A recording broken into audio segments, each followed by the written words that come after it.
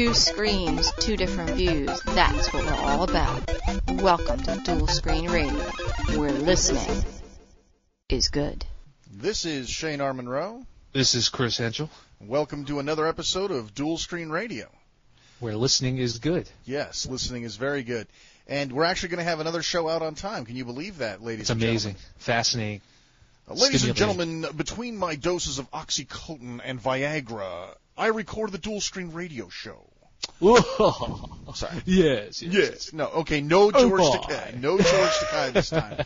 I swore we weren't going to do that this time, but okay, I had to throw in a little cool. Rush Limbaugh, though. I mean, I didn't promise no Rush Limbaugh. If we haven't had any Rush for a while, so that's good. We'll have to do that. Well, folks, we have an absolutely stellar show for you. We've got a great new editorial commentary on classic gaming on the DS. Many of you will appreciate that.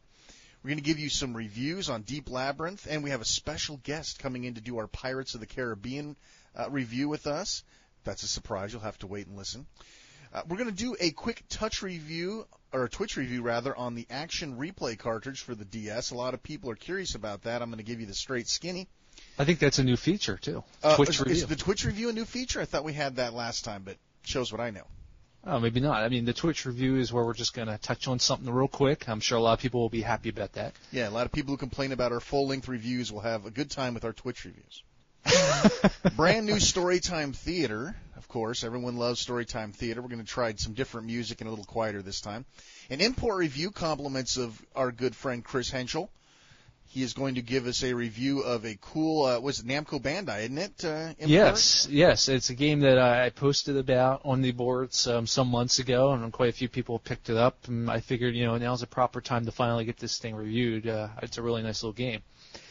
That's good stuff. I'll talk more about it when we get to that point. Yeah, we got coming attractions, of course, what's out now, a massive touch-and-go segment. It's even bigger. I think this is the biggest touch-and-go we've ever had. Brand new mail sack, and of course we'll tell you what's going on with the website and anything that you need to know there. And we also have some UK release dates for you. That's right, in the Touch and Go segment. So our UK listeners, we're going to give you the latest that we know on the UK release dates. So stay tuned. Very good, very good. Well, Chris came up with this month's editorial commentary, so I'm going to let him start, and I'm going to start chiming in. It was kind of a last-minute thing, actually. I mean, we had something else planned, but I thought this was a lot more interesting given the recent, news stories going on concerning Epix bringing out California games and Impossible Mission, and what was it, Last Ninja? To the DS platform and other platforms, which I believe includes the PSP. And anyway, it's they're coming to the DS. So I mean, right there, that's like, boing, what? What's this? Epix DS. That doesn't go by without getting some kind of regards or some kind of mention from us. Outstanding. Yeah, we're big classic gamers, especially C64 gamers. And these were arguably two of the coolest C64 games, especially Impossible Mission. Man, talk about a game that was written specifically for the DS, huh? Yeah, it's going to be fantastic. I can't wait, dude. You'll have the whole top screen for your playfield, or you'll have your other screen for your bottom with your... the game that I can't remember. We never really had a map in that game, did we? A clear-cut map. You do have a map, but it's like only in your immediate surrounding area that you see. Yeah. I mean, it'll be interesting to see how they give you a full-fledged map, like they would do with like something in Castlevania, where you had the second screen as a map. But imagine how much they'll do something like that. Imagine how much easier it's going to be to put together the little punch cards and stuff, having a touch screen where you don't have to sit there. Oh, it's going to be awesome. You can just go through and tap select the ones you want to use. And from the early screenshots that I've seen, I know Retro Gamer Magazine has a couple of little screenshots, and I don't know if they're from the DS version or not, but they seem to have kept the overall aesthetic and art feel and gameplay of the original, but just tweaked it up a little bit. It's almost like when they took the Sierra took the old King's Quest games and upgraded them to 256 color, for the VGA, the Super VGA stuff. It's kind of similar idea to that, where they kept everything, but just gave everything a little bit of a polish to it, a little extra color and a little more graphics, but nothing to alter the gameplay. Yeah, California games, I haven't seen any shots of that, but in my opinion, that was already a cool looking game, especially on the Lynx. Lynx was a great version. That was a fantastic version, especially the The surfing with the Wave, that Wave was awesome. That was great. Those were brilliant programs. Well, most of the Lynx programmers were Amiga programmers who were probably Commodore 64 programmers, so it doesn't shock me at all that we see high quality from the Epyx team. Yeah, Epyx was great stuff, and I'm hoping that now that somebody's coming out and I guess obviously bought the rights to some of the Epyx games. I don't know how many they've gone for, if it's the whole brand itself or just a few choice games like these two, which I have to say they've gotten off to a good start. Maybe eventually we'll see something, of course, like my favorite, Temple of Apshai. I can never say that name properly. Man, you know what? I would actually hunt somebody down and cut their little finger off if I could get a copy of Gateway to Apshai. Or the whole trilogy, dude. The whole trilogy would be I'd great. take them all. I mean, I'll take anything. I'll take any of the Apshai trilogy, but Gateway was always my favorite. Dude, that was Diablo, man. That was Commodore 64 Diablo. That was like the first really good dungeon crawler I saw. And how much fun was that when the goblin came storming out of the room and killed your ass? That was awesome. Those are the good old days, man. Garter Snake. Yeah, the Garter Snake, man. Those guys sucked. The Mamba. Remember the Mamba? The one that comes zipping out of the room? Rats, bats, magic swords. That used to be one of my cartridges, too. I actually had that one on a cartridge. Yeah, I think I did, too. That was. I don't even know if it was on disc. It might have been. But yeah, well, anyway. The crack was on disc. But we won't talk about that. But I think I actually owned that one. That was great. Yeah, we'll see how this pans out. Hopefully more will come along if these take off, which, obviously this is for a niche market. And, the whole topic of this editorial is just to see what games would perfectly fit on the DS platform. What would be shoehorned in and fit perfectly. Not taking Broomhilda and trying to put her in a little pair of pumps. This is going to be a smooth, slick fit, and try to get everything matched up for the two screens and really take advantage of the technology. Yeah, I was thinking about that, and the Commodore 64 resolution was only slightly higher than the DS, a single DS screen, which leaves plenty of options, which is really cool because you could take so many different Commodore 64 games, such as Raid Over Moscow and a lot of those Access games, and maybe mat them, so you lose a couple of pixels off the top, a couple of pixels off each side, a couple of pixels off the bottom, or whatever's needed for the game. And then all of the weird controls, the F1s, the F3s, F5s, F7s, spacebar, because almost every game like that had extra controls. You could easily map those down to the touchscreen or to other buttons. So it's a perfect platform. And here's what's really cool, and I think this is one of those things where it would really shine, is the fact that the DS, Nintendo is pointing the DS, the Wii, and their current generation of products at the non-gamer. Well, a lot of non-gamers are old-school gamers that never made the leap to consoles or never made the leap to 14-button combos. So this market of classic gamers, of old Commodore 64 gamers, old Atari 800 gamers, ColecoVision gamers, those people are all out there that want to play games, but they're not playing Xbox, they're not playing PlayStation 2, because it's not their stuff. Right. So, and the thing is, even a lot of these games, you would have, I don't know about you, but I used to obviously use the Atari 2600 joystick on my Commodore. Or, you'd have one of those Wicco sticks. I love the Wicco bat, man. Yeah, and then even Epyx had their own little stick, which I wasn't a real big fan of. Too clicky for me. Click, exactly. Click, it was too stiff of a controller. Yeah. The whole handle was just too stiff. Yeah. Oh, I'm sorry. But, a lot of these games, you really only had the joystick and the fire button. And once in a while you would have to reach over and probably hit a key here and there on the keyboard. Something like, Raid Over Moscow, you'd mentioned that. You would always have to hit, you use the joystick and whatnot for your thrust and angle, but then you'd have to open the hangar bay. Yeah. With, I think, what was it, the space bar or something? It was F7, I think. It was something really weird. The point is, you really only needed a couple extra keyboard keys, and like you said, this would easily be mappable to a touchscreen. You could, much like you're playing Star Fox, Star Fox Command. It looks like you got a lot of extra spinning and everything that you're going to use the touchpad for. You can easily just somehow map them to specific control buttons on the touchscreen so that to open that hangar door, you had a button on the touchscreen that you could tap on while you're still using the D-pad. There's not going to be too much complication involved. And a lot of people are like, and this is something important. If any of you developers are listening, which I'm sure by now somebody's probably listening, I know your first reaction is going to be, well, nobody wants to use the touch screen, so let's map the F7 to, say, the X or the shoulder L button or the R. Yeah. Remember, part of the game is taking your hands off the controls to hit a button, right? If you're trying to get out of the hangar in Raid over Moscow, you couldn't do it without taking one of your hands off the controller and smacking at the keyboard to get the bay door open, right?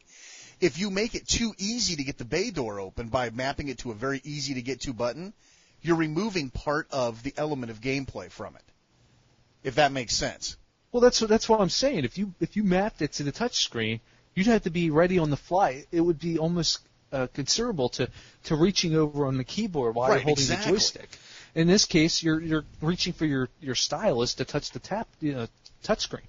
Or make sure it's fat enough to fit your finger. I don't want to have my stylus dangling over my hands while I'm trying to play an action game.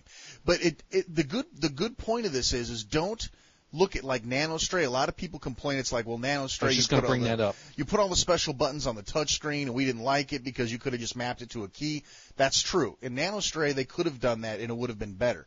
But in the case of these games where you have to take your hand off the control to get to the keyboard or whatever, you've got to simulate that experience. You've got to make it the touchscreen. So anyway, when it comes to these classic games, don't monkey with the gameplay. Keep that level of complexity because that's part of the experience. Right, exactly. I mean, you got to have that little bit of time frame where, I got to hit the keyboard. Let me get over to the keyboard. Unless you're actually lurching over top of it. Yeah, exactly. Well, I'll be totally honest with you, and this sounds really goofy. I used to sit back in my chair and put my foot up on the keyboard, and I would use my toe to hit F7 to open up I believe it. That's totally me, though. Hey, I'm thinking, imagine how cool California games might be if you could use the touchpad. Especially with the skateboarding event, to pull off some of the tricks. You could use the D-pad obviously to control your movement, but at the same time, when you got air on the skateboard, you could use the touchpad to spin out and do different types of tricks. Of just course, the combinations of the strokes of the stylus. You'd have to keep the original controls though on the buttons for those who are experienced California Games players. But then, if you wanted to add like a enhanced mode or touch mode or something like that, then you can do all of your cool tricks with the stylus. I want to make sure that we keep the purists happy because if you're going to play to the classic gaming crowd, we are not tolerant of change. If you want to see a perfect example, look at the Retro Atari pack. They're horrible. That's the way not to do it. Horrible. You mean the DS version of it? Yeah. The DS Retro Atari pack. That's how you do not make a classic game. And see, that ruins it for everybody because when you get a really crappy package put out like that, everyone's like, oh, well, I guess there's no market for classic gamers. Yeah, there is. You just got to put out games that don't suck. Yeah, just don't screw it up when you do it. It's not that difficult, but you know what it is. Too funny. I'm really hoping, and I know there's a couple guys in the forum, that they somehow eventually end up doing Jumpman. Jumpman Jr., put them in there as like a little bundle. Oh, yeah. That would blow my mind, too. Give me the Ultimate Wizards. Give me all of that good stuff, man. Fantastic. I mean, any of the run and jump games, Toy Bazaar. Of course, that's none of these are Epic's games, but if EA, I'm telling you what, if anybody's working for EA right now, listening to the show, if you would like to redeem yourself and not have us slam you every single episode, which we're going to do probably until the end of time, bust out your classic Commodore 64 game catalog, start porting them to the DS. You give me Legacy of the Ancients on the DS, I will never say another bad thing about EA again. You could sweatshop as many employees as you want. I will forgive you. You can make all of the graphic horror games you want. You can release 2 Maddens a year. Madden 2007.5 if you want. Now, would they need to get get any kind of word or signature or anything, dare I say, permission from the original creators of these games? No, they own that stuff lock, They stock, pretty much and barrel, lock them. Yeah, that's a shame. I mean, because who's to say that they couldn't just come in and bring them out? You know, like the Doherty brothers. You know, if they came along and just decided to do it for themselves on the DS. You know. Yeah, I think back in those days, nobody had rights. Everybody, I mean, they treated at that point in time, they treated their programmers very well, but it was to a point. It was you basically signed your life over. You know, Paul Norman doesn't own any of the Cosme games that he did. You know, Cosme owns every single dime of that and every single thing. He wasn't consulted when they made the new Beyond or Forbidden Forest 3D or whatever, and we know what an atrocity that was. Yeah, I mean, how cool would it be to have, like, you know, Archon online, you know, Wi-Fi. Oh, are you kidding me? You can play two-player Archon with the PictoChat in there or something.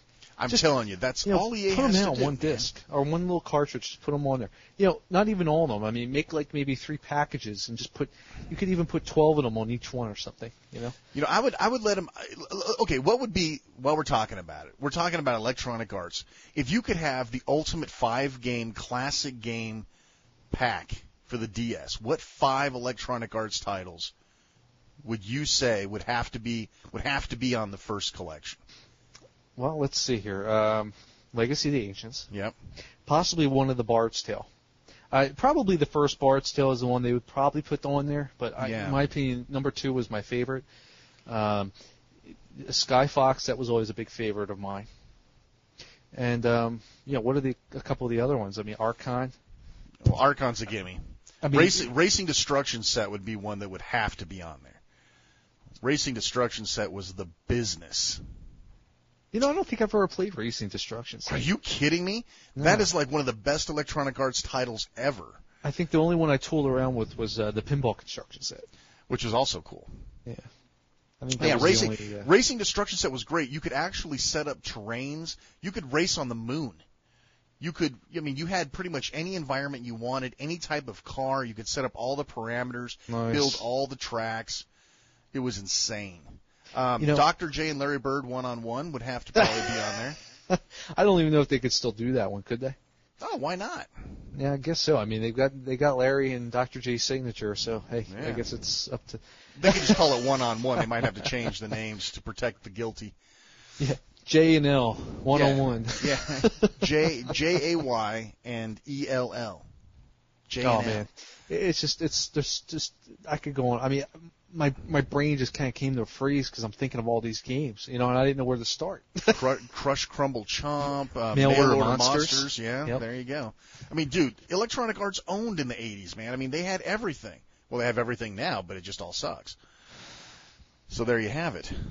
Such a good company. There was so many different possibilities, man. I mean, so many different classic gaming. I mean, I would love to have like. IK Plus on there. Can you imagine that? I'd love to have a good karate game. And then you can start tapping any of the, like pre-1984 classic arcade games. All of their resolutions fell right in there. You could have the poor man's Gauntlet, Demon Stalker. Yeah, Demon Stalker was an Electronic Arts title. That wasn't too bad. That was actually pretty good. The graphics looked great. I mean, even now they'd probably still look pretty decent. But would these all work on the DS? That's the problem. Well, you don't have to use the microphone and touchscreen for everything. I mean, now Mail Order Monsters. I could see that working on the DS. 7 Cities of Gold. Mule. Yes, Mule. Well, I can't believe we forgot Mule. All you need to do is buy one good catalog. Electronic Arts, Hewson. Who are some of the other really big?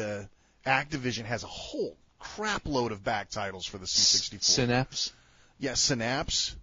Which Samus? Yeah, that was a great game. They did like Montezuma's Revenge, I think. They did what was it? Was it Blue Max? Did they do that? Blue Max, that was a great game. And of course, you had Will Wright's one of his first games, Raid over Bungling Bay. Yeah, I'd love to have Raid on Bungling Bay, dude. And there's Access Software has tons of stuff, man. All the Beachhead games. Beachhead. Oh my God, my dad would love Beachhead. 10th Frame Bowling. You can't hurt me. Yeah. Oh, I loved the speech synthesis back then. Follow me, man. That was amazing. It really was. It really was. Echelon with real sound. Dude, and Echelon used voice control. Remember, the Commodore 64 used the lipstick. And that was Access too, if I'm not mistaken. I believe it was, and that would translate right over the DS. You could actually use voice recognition to launch your weapons. Jeez, so cool. They just, somebody just needs to just buy up all the rights to these games. I'm sure they could get them for a nice little penny. Hardly anything. Sure anything. They're just rotting away, and now grab them up, just bring out, the C64 pack. Have the title screen say load, star, comma 8, comma 1. Yeah, just like the C64 DTV TV hookup game. Yep. Oh, that'd be so cool, man. Dude, that'd be awesome. I mean, take the C64 DTV package and basically turn it into a DS title. That'd be just so awesome, dude. We've been really dwelling on the C64 when I'm sure there's plenty of other old games that would be fantastic on this thing. Well, I mean, think about any of the early consoles, man. Intellivision, right? ColecoVision, Atari 2600. That's the one thing I'm really like to get that Intellivision pack out. We tried emailing a couple of publishers about the Intellivision Lives pack for the DS.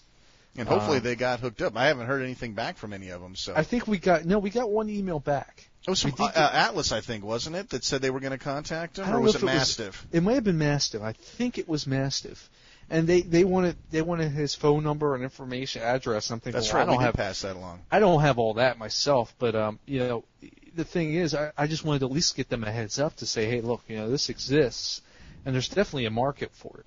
And especially Mastiff. Mastiff released the Space Invaders Revolution, so that shows that they have some kind of inkling towards the retro gaming crowd just by releasing that. That they don't ignore old games by releasing. I mean, obviously they don't, because they released the Space Invaders.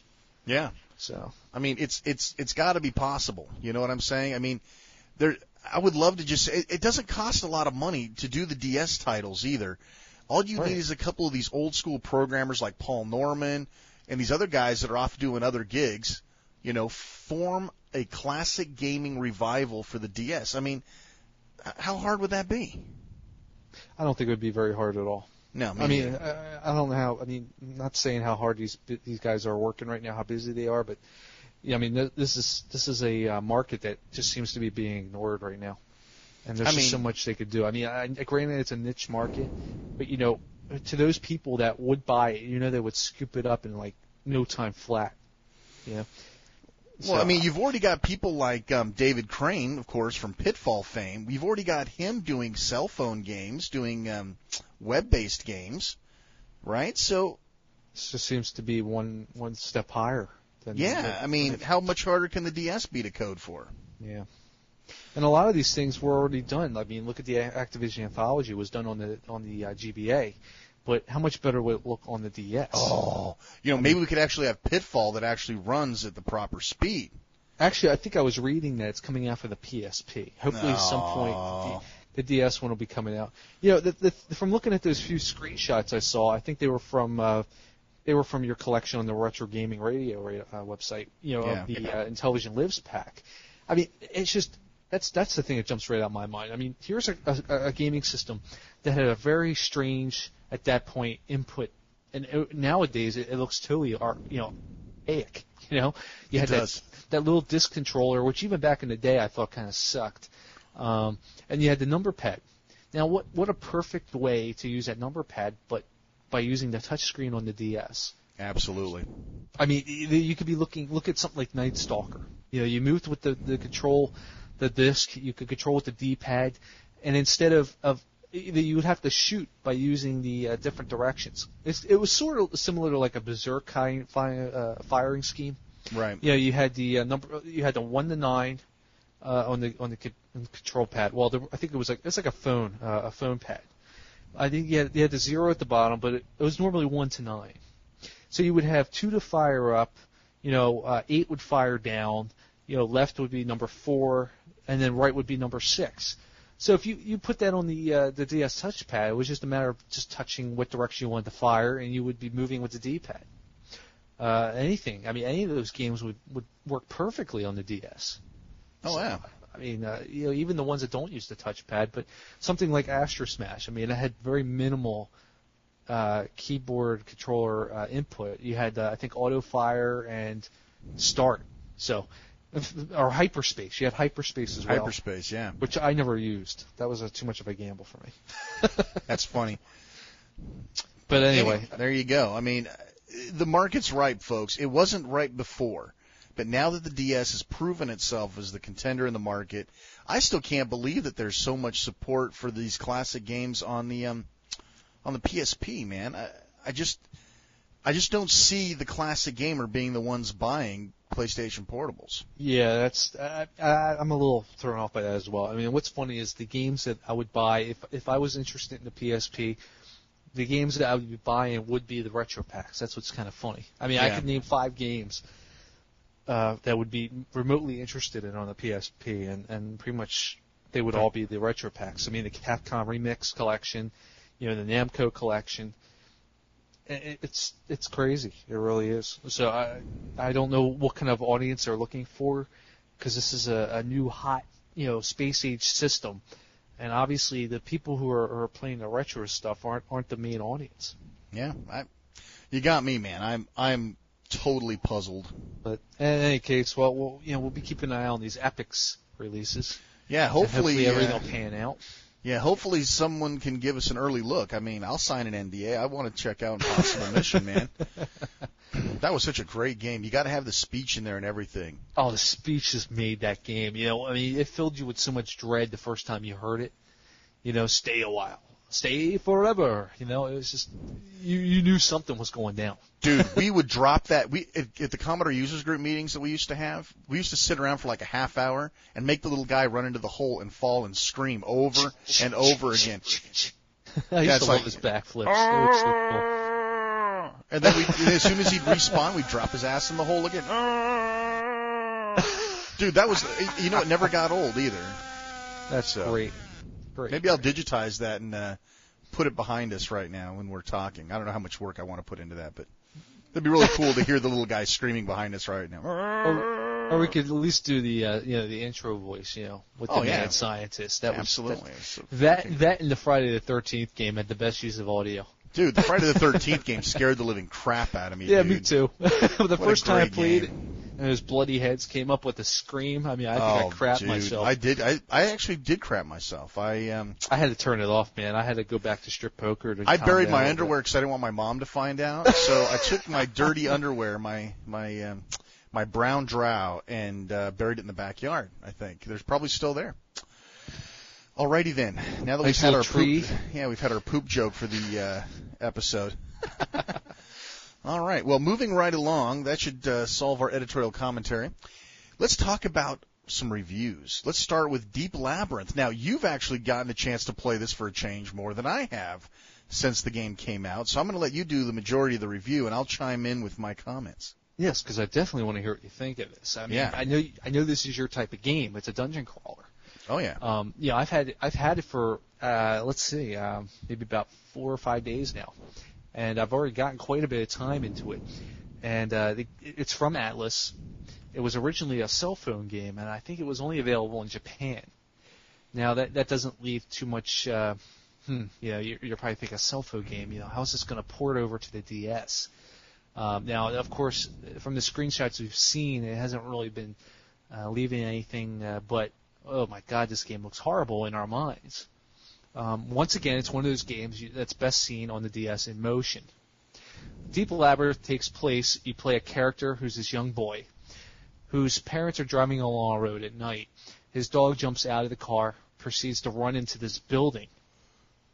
And the kid and his dog get sucked into this world, and he's suddenly looking for his parents.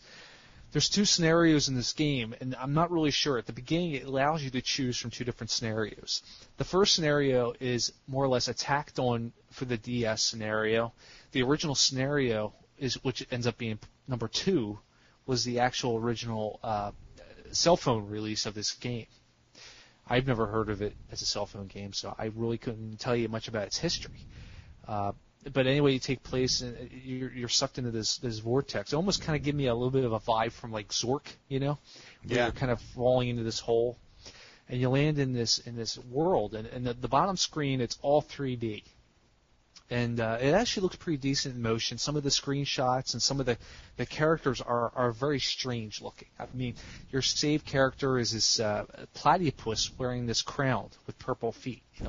So, yeah, that's I'm telling you right now. Here's what I was thinking. Remember Sid and Marty Krofft? Yeah.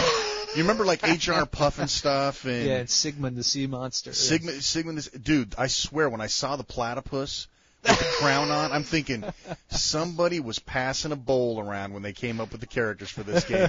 And I'm thinking Sid and Marty Krofft. I expected HR Puff and stuff to be in there, and that little talking flute in the kid's shirt. Yeah, this is probably the first game. The flute. This is probably the first game since Sega's Fantasy Zone where I said to myself, "Wow, somebody must have been smoking some good stuff for this game." Yeah. They got that special military genetic pot stuff that they got. You remember from American Beauty Oh no, I've seen that movie once, and that was the special military grade marijuana. That's what I'm thinking, because, dude, I mean, even under the influence, I'm not sure you could come up with a platypus in a crown. I don't know. It's very strange stuff. There's these save points throughout the game. There's one for like every little segment of the level you're in. I mean, it's very easy to stop and go with this game because there's a save point like every 5 minutes. So you're certainly not going to have any problems in terms of, oh, I got to catch this car, I got to get off the bus, because you're going to be able to save it and shut it right off. Deep Labyrinth is a 3D, what we call dungeon crawler. And the bottom screen basically is comprised of your playing field, which is all 3D. You're looking out of your character's eyes, much like a first-person shooter such as Doom or Quake, what have you. Only in this case, instead of a gun at the bottom of the screen, you've got a sword. Your character is given the sword once he first enters his land. His whole goal is to find his parents. There's really not much in the way of a story going on here. I mean, it's basically a search and find your parents and get back to home. And there is a bit of a rift going on there in terms of his parents are kind of at odds with each other. And I think there's that whole, what would you call it? It's a crazy family. I mean, there's a lot of they're a little dysfunctional, I think. Yeah, that's what I'm looking for. There's just some dysfunctionality going on. But you got a sword, you have a shield, and you're running around slashing at monsters. Now, the way you interact with the battle system is anytime you strike your stylus across the screen, slash it across the screen, slide it across, your character's sword arm will slash in that direction and follow suit. So if you slash left to right, he'll do left to right, up and down, and so forth. It's pretty neat. I mean, granted, every direction you slash in, there's no certain way to kill a monster. It's pretty much the same idea, same effect, the same damage. So even if you do left to right, you're still going to harm or hit them for the same amount of damage as you would from up and down. It's a shame like limbs wouldn't go flying or something, but on the right side of your screen, you have a backpack, which when you click, you'll bring up your spells that you can learn, and this is another aspect of the game I'll get to. You have the items you're holding, which includes your inventory, which you get a list of you can pick up healing potions, you can pick up magic potions, and then your armor, which is your basic armor, your shield, and certain types of swords. I've also found a magic ring, because then you have a status screen that you can also click on to give get your character stats, such as levels, what you need in experience points to reach the next level, and so on and so on. Magic, your defense against magic and ice and fire. It's the typical stuff you would see in something like Diablo or now that I've played Norath. Very similar in terms of stats and so forth. Now, if you get different kinds of weapons, such as a steel sword, a steel shield, and steel armor, your character will actually get more of a power-up. Because he's got the same and similar type of armor weapon class, he gets a little bit of a plus in terms of his power. It's kind of akin to what you see in Diablo when you get the same magic armor, the armor that's in the yellow print. When right. You collect the helmet, you collect the armor piece, and you get the sword. You'd be everything would be jiving, just everything would be unanimous, and you'd get some extra bonus for having that. You get that here. You have to search everything out because you can find chests in the middle of the fields. You start out in these. It's almost like a wilderness of mountains, and each segment to the corners of the level, you'll see doors that when you touch on them, you'll go into you'll go into a tunnel which leads you to another area. And there's all sorts of monsters and creatures that you have to attack by doing your slashing and hitting of the taps of the touch screen. And when you first meet a enemy, you'll be able to lock onto him, which means you won't be able to move around with the D-pad without being totally focused on your enemy. So you'll actually be able to do the circle strafe slash.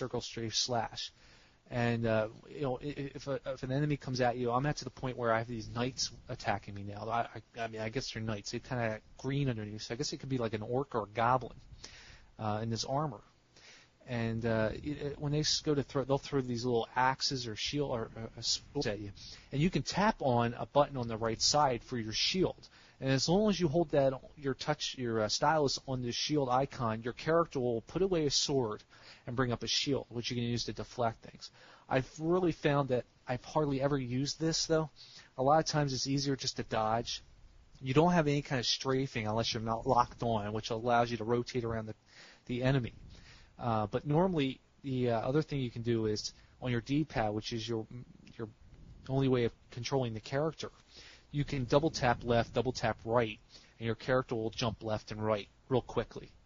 So it's a good way to dodge a strike or something, a projectile assault from like a slime.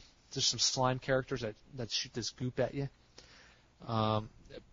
The other way you can combat the characters is by acquiring spells. The spells are not only good for offense but also defense. You can increase your sword's power.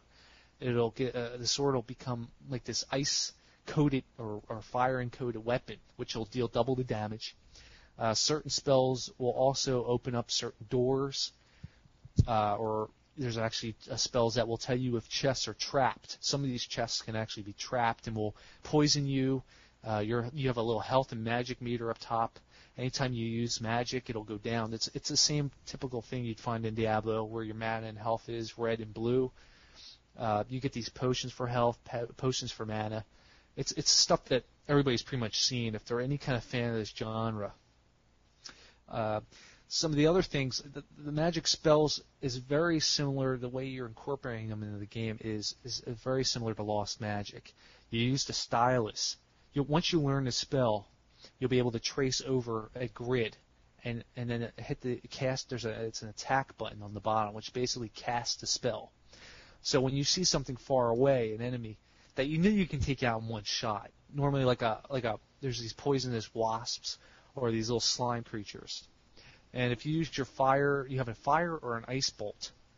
You do your little, through the grid, and it'll fire the projectile and hit the enemy from across the way, and that's pretty much it. He's gone. To which sometimes in the very, very slightest of cases, you may find like a health potion. Or the one thing I'm really kind of down on this game so far is it's a very easy game. I think I've died once, and that was because I was totally off guard by one of the boss characters. But otherwise, this has been pretty much a hack and slash cakewalk. I can't really recall any time where I felt like I was, I got to run back and save my game because I'm ready to die. It also doesn't help that every time you save the game, your character is fully replenished in terms of healing and magic abilities. Yeah. So it's a very simple game so far. Now, I don't know if it ramps up because I know there's two scenarios. And I don't even know if I'm halfway through the first scenario. I'm about, I guess, a little over 5 hours into this game. And from what I understand, there's about 20 hours worth of gaming here. So there's obviously a lot of value here. It's very, very similar to the old dungeon crawlers like Dungeon Master, or something like Eye of the Beholder, or even something like the old Phantasy Star from the Sega Master System, where you'd have, crawling through the dungeons, and you'd have an enemy appear. The first game that really came to my mind when I played this, though, was probably the Neo Geo game Cross Swords. Anybody who's played Cross Swords in the Neo Geo will see that it's very similar to Punch-Out, except with swords. You had a little cutout of a character, you had an enemy on your screen, and you'd have to dodge and slash. It's very similar to that, only that you don't have a little cutout of your character. You are the character. You're looking at the screen, and you're actually interacting with the screen. It's mostly a lot of wandering around, some minor puzzles going on here. I've come across these pedestals that you'll be able to take the touchpad and turn the knob. And depending on what way you turn it, I found a room that will actually rotate. And you can go in and then grab something out of the treasure chest, come back out, rotate the knob again, and it takes you to a completely different room. In that particular room, I learned a new spell, which is the spell to, I believe it was the one for locating trapped chests, which at this point I was wondering where that spell was, because the characters in the game which you can interact with that are in this world that are NPC characters that just kind of talk and teach you the ways of things, were leading on to the fact that you could open these chests. From what I understand, the second scenario is a lot more dark, a lot more gritty. The first scenario, I mean, you're talking to these giant mice, in armor. Like we were saying, the characters are very strange in this game, some very oddball characters. The platypus takes the cake. I mean, it's a pink platypus with a blue beak and blue feet. And yeah, that's definitely the best. That's the best. I mean, I was wanting to play some Allman Brothers or something when that I was like, whoa, wait a minute, a pink platypus that eats memories? Okay, now. Yeah, well, the time bottom to have line, some shrooms. This game isn't for everybody. You have to be into this type of slash and hack, move on, slash and hack, move on.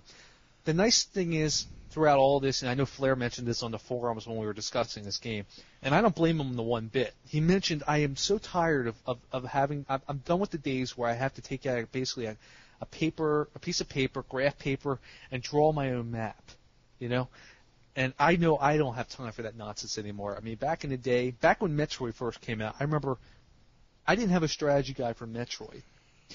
We didn't have the internet that we could get on GameFAQs and look at somebody's ASCII map, that they made with parentheses and colons. Now, I actually had to make my own map of the Metroid universe, the whole game. I had it all mapped out. And I said to myself, I really, he's right. I hope I wouldn't want to do that.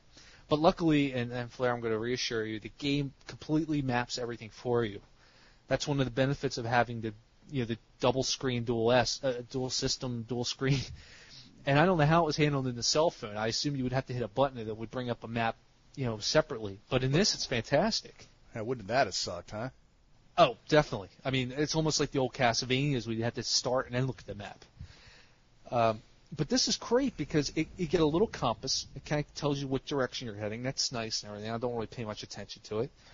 But the map, you have a zoomed-in version with a little arrow, and that's moving along the hallways. On the right side, you have the whole entire map of the level from more of a bird's-eye perspective. It's a little further out. And everything's indicated. On the close-up map, you can see the monsters just as you're rounding a corner. But you can't on the more zoomed out map. So that gives you a little more strategy. So you kind of know what's around the corner, but you don't because you're only given so much field of sight to see. The game, it's funny, I'm going to bring this game up again, but it kind of reminded me a little bit of like a 3D Temple of Apshai. Very, very, at the very least, very similar to that. Because that game was more or less just walking around, like you said, a dungeon crawler, where a dungeon would slowly come into view. The dungeon isn't completely there when you walk in. It's only there once you've traced your steps over it. Right. So, as you're going along, you know where you've been because that map is all filled in now. And it's easy to go back and say, okay, well, there's two ways to go, left and right. Which way should I go? So you head right. You get to the end of that, and you're like, okay, let me head back left. Unless you're like me, where if you go down that right passage, you may come across two more doors, which tells you, maybe this is the exit. So I stop there, I go back, retrace my steps to make sure I didn't miss something going the opposite direction. Usually it's like another treasure chest or something. Okay, if I've opened that chest, now I can go back the other way and leave the dungeon. Basically, that's all there is to this game. You're wandering around, killing things, collecting things. And unfortunately, I'm sorry to say that the level design, it's all totally different every time you go in. I don't think it's random. The levels are very different. It's very easy to get lost sometimes, especially when you're doing levels upon levels upon levels in a little segment. There's a lot of backtracking once in a while because you may have missed something. But for the most part, it's pretty much force-fed. When you're going to get your armor, it's only because that game is giving you your armor. You're not going to randomly find your armor. Right. So, it's a pretty simple game to pick up and play. There's some minor control issues, I guess, that kind of irk me a bit. You have one thing that really bothered me is the shield. I'd probably use it a lot more if it was easier to get to, but I found I really don't need it currently. Now, I don't know how that's going to come into effect later, maybe when this game ramps up. But it would be really nice if the top shoulder buttons, especially the left one, because the game kind of has like a Metroid Prime Hunter's feel to it in terms of control. It'd be nice if you were able to use that left shoulder button to enable a shield. So in a quick press, I could just bring it up, without reaching over and holding down the touchpad shield indicator. That's one thing that kind of bothers me. The other thing that kind of bothers me would be the fact that you can't just do a 100-degree, a 180-degree turn or a 360 or whatever you want to do, a 90-degree. It'd be nice if you could just hold down maybe the right shoulder button and your character would just rotate, as long as you hold it down. That way it would be a lot easier to just, like when you save your game at the Platypus fella, you could just hold that down and do a complete turnaround and be ready to go. Kind of like what you could do in Resident Evil. Yeah, your quick, quick 180, yeah. Exactly. It'd be nice if you were able to do that, or even if it wasn't a quick, just to hold it down, rotate, blah, blah, blah. Instead, I found myself going into the Platypus, saving my game, and not even bothering to turn around. I'll just back up, back away, and then turn, because it's a narrow corridor anyway. So a couple little things like that bother me. Some of the touch screen, it works, but at the same time it doesn't. I found the magic system's a little finicky. It doesn't seem to be very reactive to when you slice your spells over, and some of the combinations are getting to be a little complex now. At first, the fire and ice bolts were simple, boom, boom, done. They would fire. But some of them, like the health one, you practically got to draw letters, and then on top of that, there's another design. So some of the things are getting a little more complicated, but overall, the game just doesn't seem too complicated. It's just very simplistic. I think it's kind of had a bit of a bad rap early on. I think a lot of people saw the game and thought the graphics looked pretty horrible, which I have to agree. In the screenshots, it wasn't looking very impressive. But granted, Shane and I are from a different world. I mean, we play games that we're used to bad graphics. I mean, back on the Commodore, what may have been amazing then, the gameplay is what stood out. So the graphics wouldn't even affect me to a point. Do I like nice graphics? Well, sure, yeah. And the 3D isn't bad. It really isn't a bad thing. Some of the character designs, once again, are very strange, but you deal with them. And, there's really no story going on. The story is very, very thin. But otherwise, I think the reviews have got it pretty nailed down. They were giving it about 6 or 7 or 6.5. I'd say it's about right. It's not a bad game. I wouldn't say it's a AAA title, of course not, but I don't think it's the total crap fest that a lot of people were expecting. I mean, this is a game that's come from Atlas. Atlas is pretty known for their high-quality stuff, and especially the one thing I can think of is if you have any kind of interest in this game, if you are on the fence with this game, I wouldn't dwell too long on it since it is Atlas, and we know how Atlas is in terms of releasing their games. Look how hard Trauma Center ended up being for a while there. They only released so many set amounts of that particular game. So what do you feel about this game? I mean, I know you haven't played as much as I have. Well, I'll tell you, there is definitely a lower grade of graphic quality in the game. Yeah. It's serviceable, it's utilitarian, it gets the job done, nothing more, nothing less. So what you saw in the screenshots, again, everything looks better on the DS in motion. So if you haven't seen a video and you're judging solely by game screenshots, go look at a video. You're not on rails. You're not on rails. That's one of the things that the screenshots always seem to make you look like you were on rails, running around like Eye of the Beholder. But you're not. You're free roaming. So that's the first thing to know. Things like magic, you can run and cast at the same time, which is one of the things I thought was cool. So it's not like you have to, it's not like you're directly engaged and you're locked up to an enemy like a lot of RPGs. You get a point where you can flee. You get an option to flee. In this case, you just start running. And if he chases you, you can still, you can't obviously hit him with a sword if he's, 50 yards out, but you can cast your ice and your fire and still hit the guy from 50 yards out. So those were the sort of elements that brought it above the Bard's Tale, the Eye of the Beholder. There is a 3D roaming. What was it? Ultima? Help me out here. Ultima 7 that had that same type of an engine? I can't remember offhand. I think was it the Underworld one? Maybe it was Ultima Underworld. There was one Ultima where it actually wasn't on rails. About. It was the free running around, and that's exactly what this is. And that works out really good. A lot of people who want RPGs want some sort of huge Bible-sized story behind it. Me, all I want to do is kill stuff. I don't care if the kid's family is buried 6 feet under. I want to run around and kill stuff. I don't want to sit and button hit and button hit and button hit and button hit. Oh, and then he said B button. And then he said B button. And then they said B button. Oh, and the magic B button. Sword B button. Yeah. I'm not into that. So the lack of story thereof actually works, in my opinion, into the favor of this game. Right. I agree with you there. It's an old school RPG. If you are not an old school RPG fan, by the way, old school is not Final Fantasy, just so you know. Old school is 8-bit, maybe some 16-bit gameplay. We're not talking old school as being the Super NES. We're not talking old school of being the PlayStation 1. We're talking about old school. And there's definitely a market. There are a lot of people that dig on this stuff. But, of course, with all the piss-poor reviews by people that grew up with a PlayStation shoved up their butt, these people are not going to give this game the review that it deserves, the one that we've given you that tells you about why it's old school, how it's old school, and why it might appeal to old school. That being said, I think the game does fall around the 6 or 7. I would give it a level stylus. I would say maybe a nod going up only because there's simply no other game like this on the DS. If there were 100 other games in competition with it, and this had to fall into this game's better than this or this game's lower, I would probably go with a straight level. But I'd go with just a nudge up, but I would still give it a level stylus.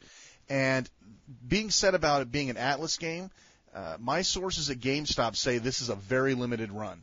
I have the last copy. I mean, when I picked mine up, there was 2 copies.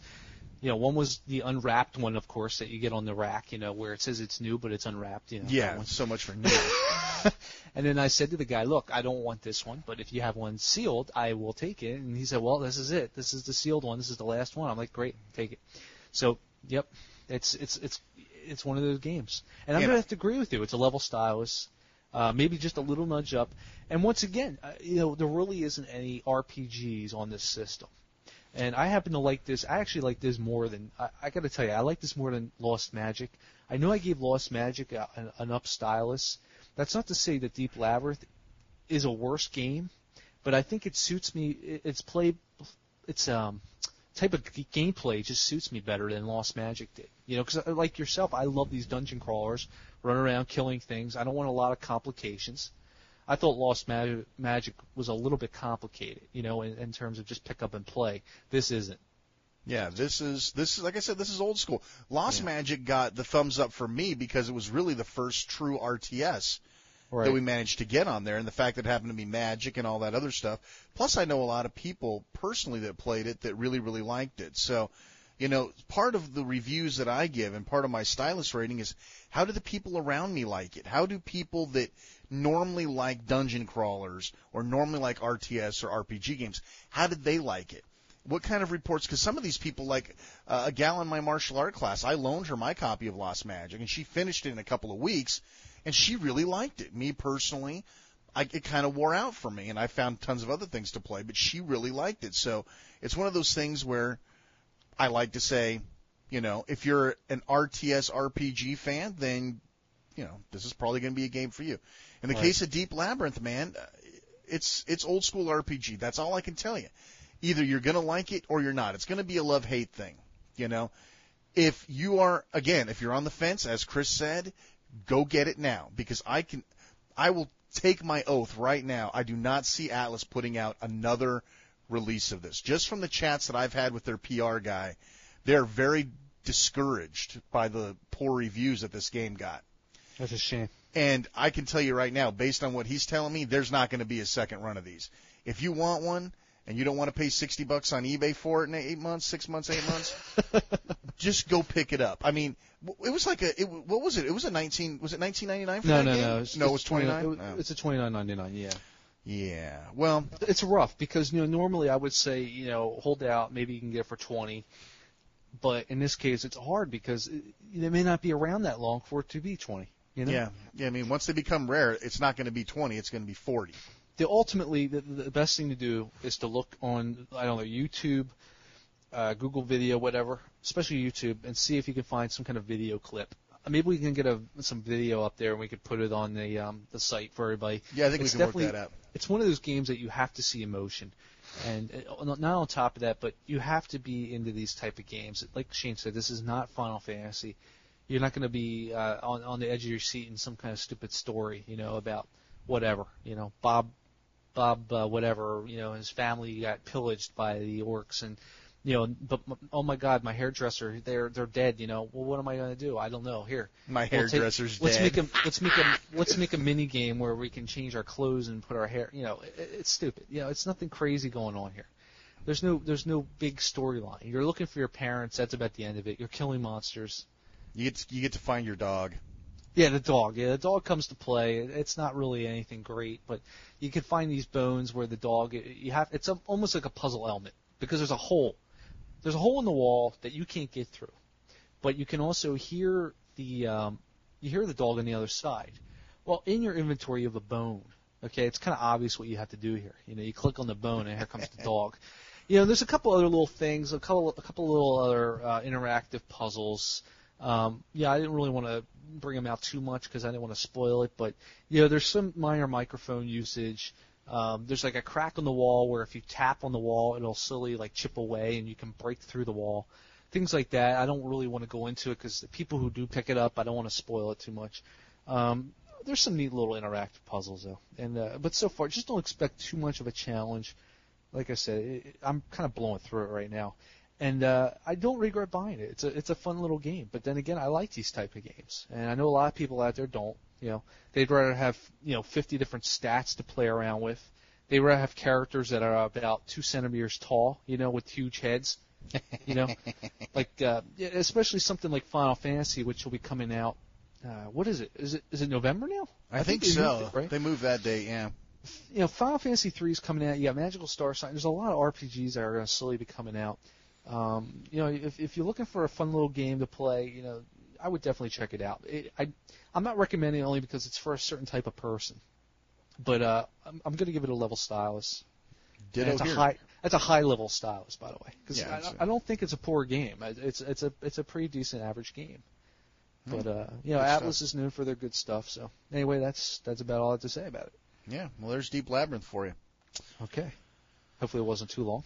Yeah, well, some are complaining. Next up, we're going to talk with actually Chris's wife, Kathy Hentschel, is going to join me in a review of Pirates of the Caribbean. Now, we've waited a long time to do this review because we really wanted to offer a second opinion by another person that was really into it, and it's really cool. Kathy, as you probably already know, provides the female voice for the intro to the show. And a lot of people are like, who's that? Who's that? It's like, you nasty bitches, leave her alone. But anyway, she's agreed, despite your stalking tactics, to come on the show and do a review with me on Pirates of the Caribbean. So let's fire that up right now. All right. Hey, we have a special guest with us today on Dual Screen Radio. Chris's wife, Kathy Hentschel, has called into the show on her cell phone just so that she could be here for this special event, and we want to talk about Pirates of the Caribbean for the Nintendo DS. Welcome to the show, Kathy. Well, thank you for having me. Man, I can tell this is just going to go in the wrong direction. Okay. Yes, you're very welcome on the show. As you may or may not know, Kathy provides the voice for our introduction to the show. And I know a lot of you perverts out there have wondered who that voice is. Well, this is her. I'm back again. She's back again. So, Kathy, what did you think? What was your first impression of Pirates of the Caribbean? My first impression of Pirates of the Caribbean was definitely how easy it was to play, how easy it was to go from character to character, to kill the people, to slash them, how the characters were very easy. as you know, I played the Pirates of the Caribbean on the PlayStation, the PSP too, and it is completely different. Those characters are very slow moving. It's very hard to play. This is very easy. It's very easy to get into. You can pick it up, put it down, go anywhere with it. It's just a great game. Now, you and Chris both like dungeon crawlers, right? You play a lot of like Champions of Norath and Baldur's Gate and that sort of thing? Yes. And did you love to play? Go ahead. Oh, go ahead. This is a little bit different doing this over the phone than over straight Skype. I think there's a lag. I know. Oh. Me and Chris do like to play a lot of two-player games so we can get that interaction together. I'm usually the one running behind, and he's usually the one running in front, killing everything and sucking up all the gold and all the points. So it was nice for me to be able to do this on my own and be able to kill things on my own and just go and have a good time. Now, did you get a chance? Now, for those who may not be familiar at all with the game and who might have missed our last show where we talked about the game, this would be probably most accurately represented as a fairly basic dungeon crawler, right? A nice 3D dungeon crawler. Yeah. And there are very few actual role-playing elements. You know, you can get different weaponry, but there's not like, and of course you have like hit points, and you have something called savvy, which is sort of like a magic or a mana bar. But you would definitely not classify this as a role-playing game, right? I would say no. I mean, you can be different people, but you're always that one person. Right. Now, one of the interesting things about this game that I found was really cool is the variety of moves. I mean, they keep unlocking more and more goodies for you as you continue to play, unlocking more and more moves. And I tended to find that very encouraging. You know, as you progressed, you got a few more moves and a couple more moves, a little more powerful moves. Did you find that you stuck to the same moves over and over again, or did you tend to experiment? At first, I stuck to the same moves because I was used to those moves. But as I played the game, like the second and third time, I was more experimental. I would use different moves and different ways of killing bad things. And now, as you know, when you do play the game the second and third time, you can choose a weapon. Yes. If you unlocked it, you can choose a different weapon. So each weapon, kind of brings a different element to it. So I tried to use different weapons with different ways to kill things. And some weapons even act as a stunning type thing, like beer bottles or grog bottles, whatever they call them in the game, as well as I think stones acted as some sort of a stun weapon, which is actually kind of useful when you get surrounded by these guys. Exactly. And you forgot the gold, too. Yes, of course. How could I forget the gold? The plunder, if you will. Exactly. So, and then you had the little stink bombs or knives, whatever, the little extras. So the weapons were pretty varied. Now, they weren't varied in terms of, I don't think there was a lot of RPG elements to it. In other words, certain weapons didn't seem to actually fight any faster or slower, but they had varied levels of damage that they would do and a couple of special properties like the stunning. But overall, if you had a weapon that had a 2 damage, if another weapon with 2 damage would pretty much be the same weapon. Would you agree with that? Yes. Like I said before, each weapon, it was just a different feel. If you had, like, the little tiny weapon that you started out with, it was different than, like, the captain's sword or the rapier. That killed, you got more hit points than you do with that sword that you first started out with. Right. Me personally, I like the little captain's sword, the rapier. I like the way, you could just kind of, like, kill one person right in the middle and just kind of, like, kill them and you're done. One thing that I was really impressed with is how much like a console game that this game actually played. To me, this was the first example of, well, maybe not the first one, because what was the name of that one, the platformer from the kids show? I just completely drew a blank. It'll come back to you. It'll come back to me. But this was like the first time that the second time that I really felt, hey, this actually feels like a console game. Right.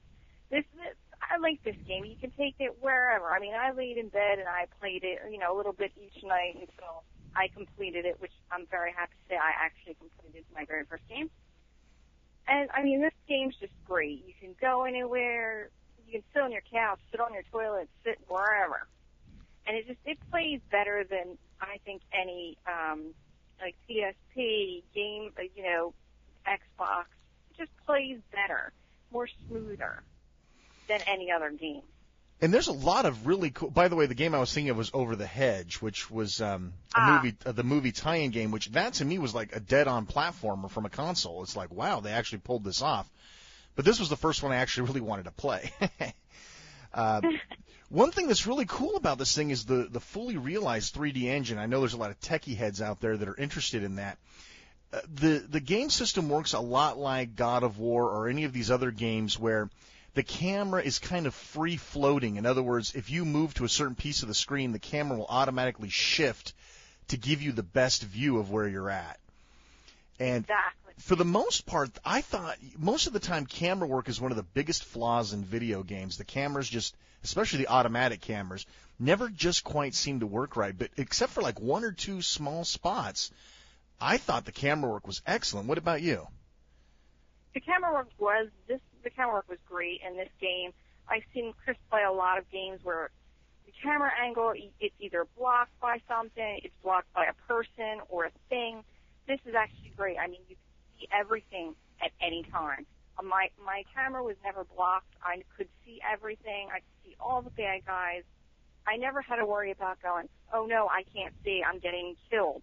Now I'm never going to be able to get through this level because I could see every angle.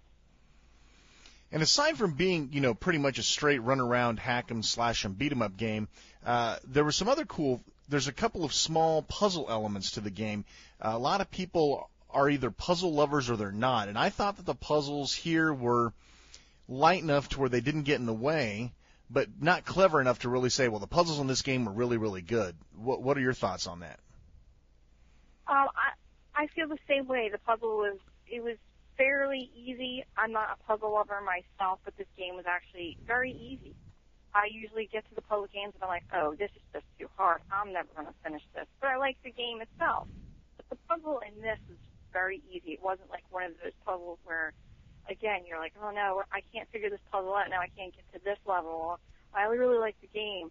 The puzzles were very easy. This game is pretty much for anyone at any age, I think.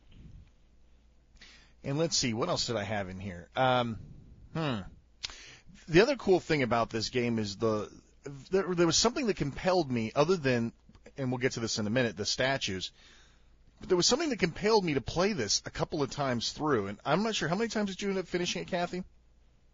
Actually twice, and I'm playing it again.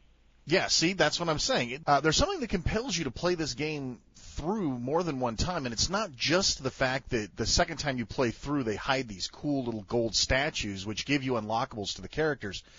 But there's something about the game that it just doesn't seem to get old. I mean, even though the fighting becomes kind of like almost mundane. It's just like, oh, more guys to kill, walk, wait for some more guys, kill them. What is it about this game that makes us want to go back and play it again?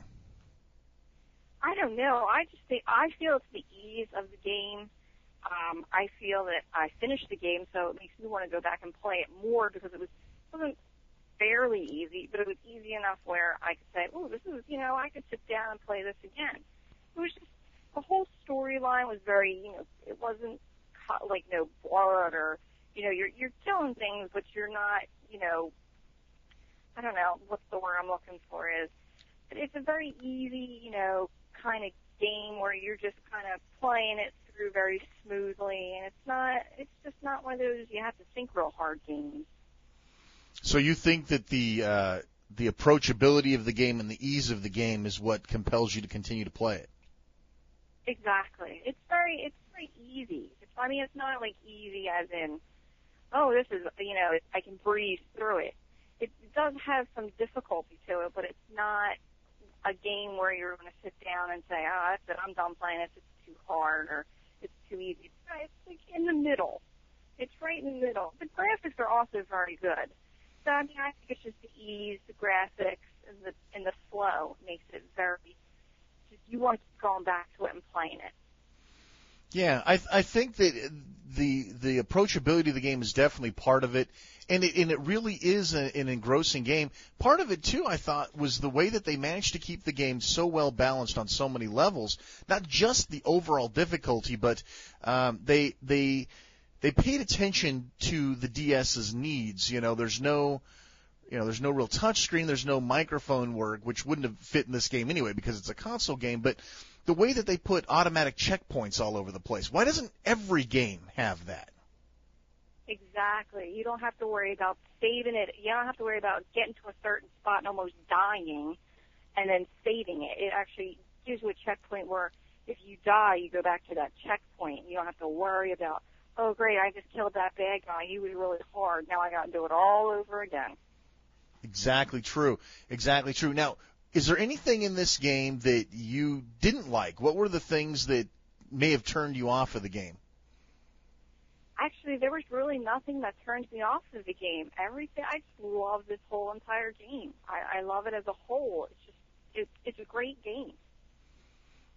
It really is. And it's one of those games that I think a lot of people are immediately trying to run from because, it's a movie license title. It's on a handheld. How good could it possibly be? But both of us, you're here to say, too, as well, that this is one of the games that if this is the type of genre of games that you like, this is a must-haver, right? Oh, definitely. This is definitely a must-have game. And like you said, most movie games are very corny. They tend to follow a line of the movie, and then they kind of divert from the movie. This one actually, it just keeps right on with the movie. You can follow it very easily. You can go see the movie. You don't have to see the movie, but you can still play the game. Outstanding. Well, I do appreciate you dropping by on the show and giving us your opinions on this great little 3D action slasher game. Well, no problem. It was my pleasure, and anytime.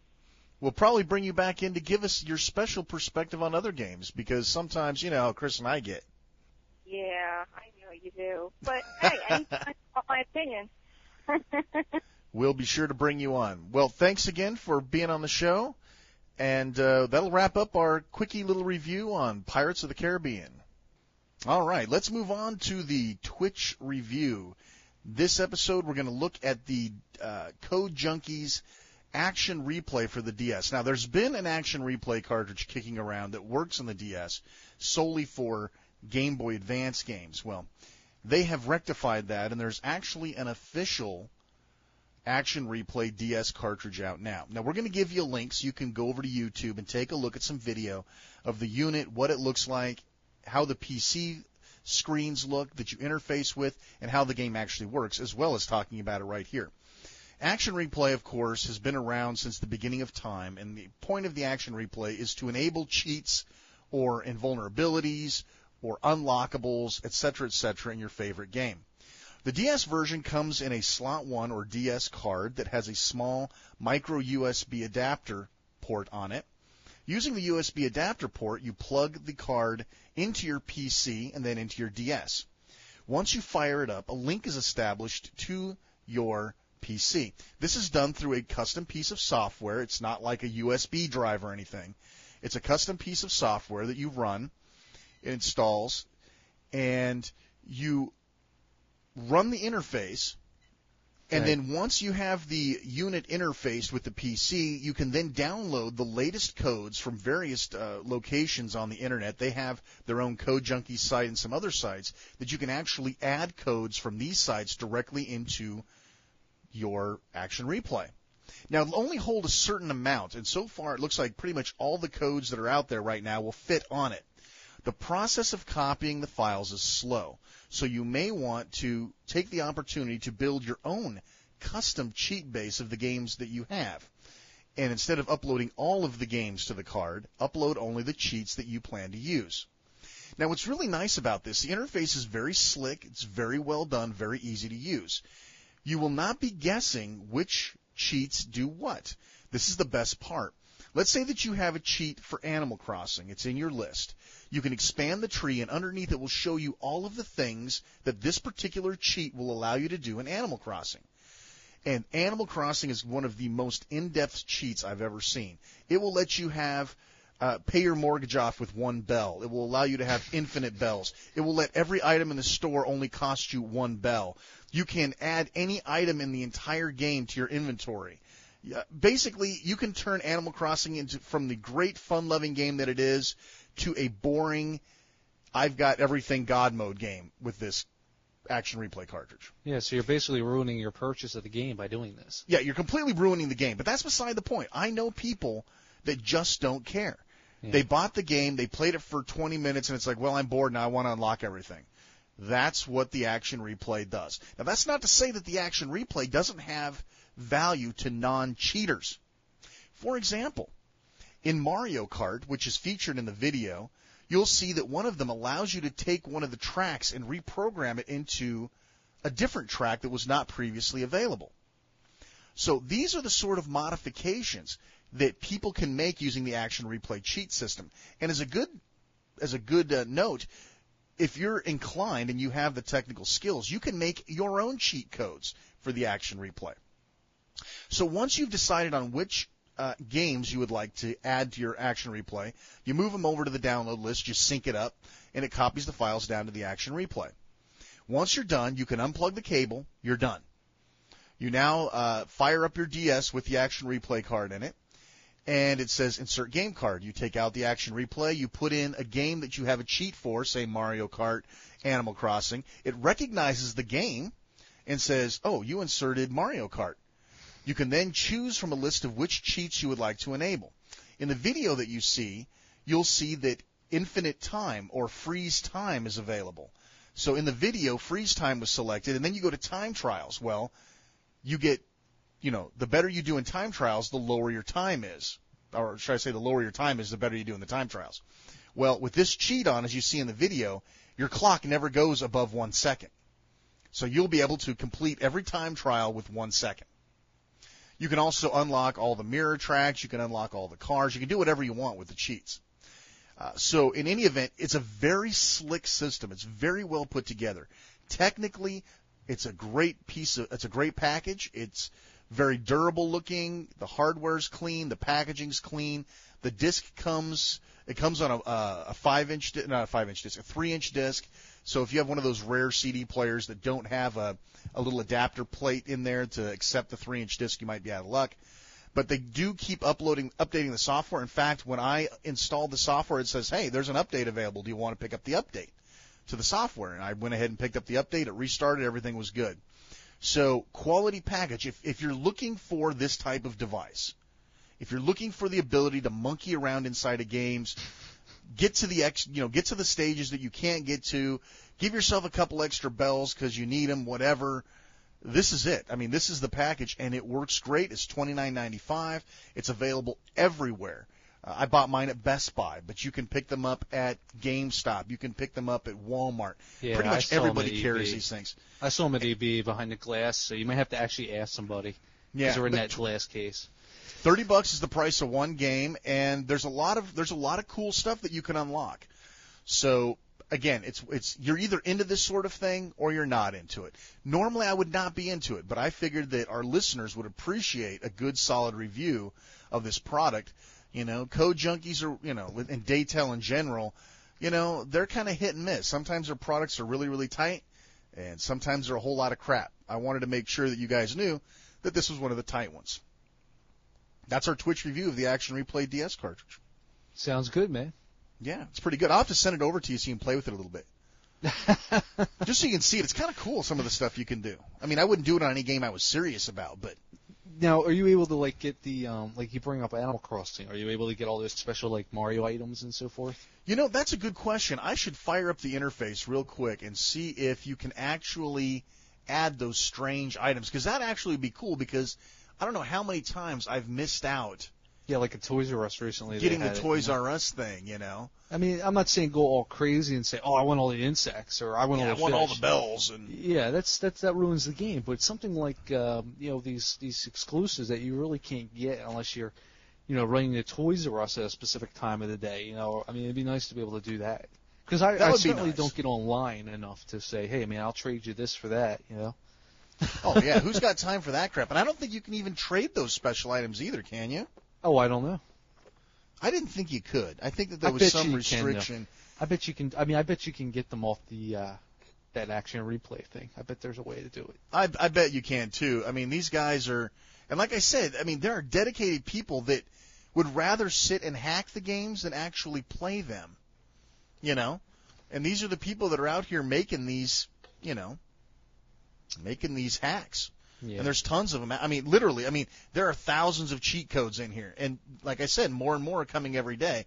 And if you're really that kind of guy, you could learn to go out and make them yourself. So Cool. again, not for me. No, but not for me either, to be honest with you. But Not it's my out there. kinda gig. At least it's out there. Yeah, at It's least something there's some for the support. masses. Yeah. Something for the masses. For the So cheating anyway. masses. Yeah, the cheating masses. My wife doesn't care, man. My wife doesn't care about that stuff. I'll get her like a new CSI game or something, you know, on the PC or whatever. And if she even for a moment gets stuck, she'll be like, "Go get me a walkthrough." And I'm like, "Well, what do you mean get you a walkthrough? You've been playing it for like 5 minutes." You know, some games almost require a walkthrough, though. It's insane. I mean, not even that you're going to sit there and just do it page for page, but there's some games where you just need one handy, you know, because some of these games are just insane. I remember the Bard's Tale games, man. I mean, some of those mazes were insane. Well, you know, that's interesting that you bring that up, and maybe if I remember right, there's a Slashdot article I just saw that linked to to another review that some guy did where he was talking about that strategy guides have effectively killed gaming for people who don't cheat or that don't buy strategy guides. I thought it was kind of an interesting thing, you know, and it's true.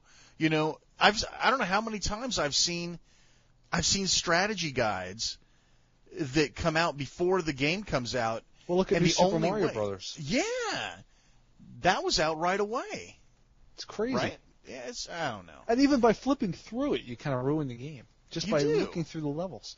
I saw no reason whatsoever for a strategy guide for that game. Now, I mean, I figured everything out pretty much on my own. There was a couple little things where I saw somebody mention it in the forum. I'm like, oh, I didn't know you could do that. But otherwise, I mean, it was pretty clean cut. I mean, if you're a good enough gamer, if you've been gaming as long as most of us probably have, I mean, I think you're pretty much going to be not needing a strategy guide. no. Although something No. like Shadow of the Colossus, you know, I'm still stuck at this one thing, and even looking at the strategy guide, I still have no idea how to beat it. I haven't played that in weeks. Yeah, I finally got around to picking that up, so I'll have an opportunity to look at it since you're so fond of it. I mean, I may not like Well, it. I thought it was but I'm at pretty least willing to cool. look I mean, at it. I don't think it's not God of War. I mean, amazing and all, but it's a neat little game. I mean, you know, I figured it's $20. I'll check it out. I mean, it seems like it got a lot of. It's very artistic, you know. So, and I'm very. Oh, here's while we were talking here, I pulled up the Animal Crossing cheats, and I figured I'd give you an idea of what some of these items are. Nice. Tom Nook is never sold out. Max Nook points. Is that ever a problem, though? I mean, Not for me. I mean, how many seedlings do you need to buy? Catalog items only cost 1 bell. Never get Rossetti. Max Infinite Bells. Mortgage costs 1 bell. Savings account full. All dinosaurs in museum. All fish in museum. see, that's no fun right there. All paintings in museum. Okay, and then you can change your inventory slot modifiers. So red, white, yellow, pink, all the tulips, all the pansies, all the cosmos, all the roses, Jacob's ladder, gold roses, dandelions, dandelion puffs, 4-leaf clover, butterfly paper, airmail paper. Okay, here's all the cards and Nice. paper. Sounds like a pretty solid database. Oh, dude, it's huge. I'm still going through papers. All the walls. Hey, you know, that reminds me. Have you ever? And this isn't really on topic, but it's Animal Crossing. Have you ever gotten any paintings that Yeah, were I did. legit? I have yeah, I yet did. to I get a have legit gotten. painting. Yeah, you got to keep at it, dude. Oh, here we go. Here's all the stuff: apple, oranges, pears, cherries, saplings, cedar saplings. What's one of the things that is unusual? What was it? Was it a one Mario of the box? You could do one of the Mario items. So I mean, Let me see if it's under Mario. see if like piranha plants on there or something like that, All right, hang on a second. Let me scroll through here. or the the question mark box. I mean, Oh, here's all the pictures, all the floors, all Star? the shirts. I'm still looking. Pillbug, all the different songs that the dude plays. Oh, wait a minute. I think I just saw it. KK. Crap. Here we go. Oh, no, wait a minute. sold out sign. I don't know about that one. 100 turnips, exotic wardrobes, all the wardrobes. Dude, I'm still scrolling through this list. It's amazing how they find all this stuff too. Dude, I mean, how bored? I mean, somebody had to actually come up and label all this stuff. I mean, it's all. I know it's all just a bunch of changing bits, in the save file. But man, come on. High-end stereo, retro stereo, Nintendo bench. See, I've seen a lot of these. I was looking for something that we hadn't seen. The Nintendo bench I've seen. I mean, I picked that up. I forget where I found it. I don't know if that might have been a Nook item. Yeah, let's see. But some of that stuff, like you get in the mail when you log on. Yeah, and I'm wondering if those are in here, but I can't tell. The list is too huge of all the inventory items. I can't. Yeah. You can't really do a search per se. Let me look at inventory slot 2. Is it the same stuff? Yeah, it looks like the same stuff. But give me another game. Let me pull something else out of the database here just to give me another idea. In the video, you had Mario Kart DS. So yeah, Mario Kart DS. So I all assume the things that would you have can do unlock all the racers and all the tracks and stuff like that. Well, let's take a look. Mario Kart DS has unlock all nitros, retros, all characters, cars, and classes. Unlimited freeze nitros? Time. Play as Shy Guy. Oh. Yeah, let's see. Always play on circuit codes. So you have all these different circuit codes you can choose. Press X for power-up codes. So you can basically get any weapon you want during the course of the game. Have trophy codes. Basically change your rank in any of the cups. So you can give yourself gold rankings on any of the courses you want. Give yourself 3-star rank codes on any of the courses. What else is in here? Nah, that's pretty much it, but I guess that's enough. That sounds good. Yeah. Here's something that I'm really kind of disappointed with. Apparently, you can use this on Metroid Prime Hunters online. So people are using this to cheat online. See, that's the only thing. I mean, I'll be honest, I very, very rarely play that game online. Yeah. I always end up playing Tetris online. I don't know, it's just a lot faster to get into, but I've heard there's a lot of cheating going on with that game. Yeah, and this is probably the device that's doing it. You mentioned Tetris DS. Let's see. Must be on. I don't know what that means. Level codes. You can start at whatever level you want. You can always you can change to what your next block is, to whatever you want. So in other words, you can always make it so that you have a line block, the stick block, max score, and score yourself 199 lines. So, Metroid Prime Hunters, infinite missiles, infinite ammo in your second weapon. R to press right to max out your health, see through walls, moon jump, freeze escape timer, have all weapons and all planets open. So you can really, really screw your game up with these codes, man. Yeah, I mean, I wonder if that. I guess you can use those online then, right? Apparently so. People are using them. Yeah, that's. See, I wasn't sure if they were somehow. If they were using that or getting around it some other way, I think that they're. It's just a drag that when you get online that somehow Nintendo can't cut that out. Cut that cheat. Just somehow stop it. I'm fairly disappointed with that myself. But in any event, for those of you who are into cheating or just want a little yeah, because what's going to happen when Clubhouse Games comes out? Oh, they better not make that cheat. That's going to piss me off. Always give yourself aces. I mean, come on. That's going to suck. Oh, man. We're going to have to start making our own clans, dude. So that we don't Dude, have to I play already with other planned people. on doing that, man. I can't Dude, wait. Clubhouse is going to own me. I'm sorry. That's going to be the game. We'll have our Friday night meets or something where we can sit and play poker. Yeah. Dude. Or darts. New Kinetics actually pinged me last night, and he was asking me. Yeah, he was asking me what the next 3 or 5 games were that I was waiting for on the DS. Interesting. What can't you wait for? And he couldn't believe that Clubhouse Games was one of the things on the list. Does he have? I wonder if he even has a DS. I don't know. He says he does. Does he? I don't remember actually seeing him say he does. Yeah, it's just like a soap opera, dude. If you don't see the body, they're not dead. All right, let's move along. It's time. Shall we cue the music? It's time for Storytime Theater with Shane Arman. Hey, you know what? Didn't you say that you had Well, no, I'm going to factor that into the news. It's nothing crazy. It's not even. It's not nothing lengthy or anything. No, don't. Just keep going. Go ahead. All right. Well, I'll take my care of it. story time is not nearly as interesting as it has been from time to time, but it was enough of a story where I felt I simply had to share. So I was hanging out in a Nintendo DS chat room on IRC, and we were talking about what was coming up and what was hot, what was new, and, what everybody was waiting for, blah, blah, blah. And so I was giving my take on a couple of things, and I'd mentioned that I'd already reviewed the game on one of our shows. And the guy's like, so are you Shane or Chris? And I'm going, hey, somebody who listens to the show. That's pretty cool. And I said, well, this is Shane. And somebody's like, BS, that guy's not going to hang out in this channel with us. It's not going to be him. I'm sitting there going, dude, it's me. What? I'm not a celebrity or anything. I mean, what? You think I just don't hang out with my buddies and do normal stuff? Dude, it's me. And the guy's like, no, it's not you. Shane Arman wouldn't talk like that, blah, blah, blah. It's not you. Little does he know. And I'm sitting there going, dude, it's me. I'm sitting here typing, it is me. What can I do to prove it to you? And he said something like, what's the name of the director that you almost share your name with? Remember there was a posting on the forums about that Stephen Arman or whatever? I think so. But go on. So I said, you mean Stephen Arman? And he's like, well, you could have just read that on the forums that I hang out on.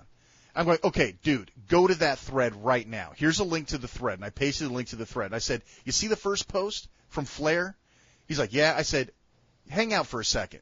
I went in and edited his post and said, see you knucklehead, it's me, or something like that. I think I did a screenshot of it, and I used his name, his IRC nick. And I said, see blah, blah, blah, you dumbass, it's me. And I saved the thing, and I told him to refresh the page. So I actually had to prove my identity because I'm such a big celebrity that I couldn't possibly be hanging out in a Nintendo DS chat room. What channel was this? Oh, dude, I can't remember. I was suck. surfing around, dude. I can't remember which channel it was in. But it was like, first of all, I thought it was cool that somebody actually knew what the show was. That's always a nice thing. But then I got exasperated with the fact that, I couldn't convince this guy, that I was who I was. Because really, who are you and who am I? I mean, we're nobody. I mean, what's so hard to believe?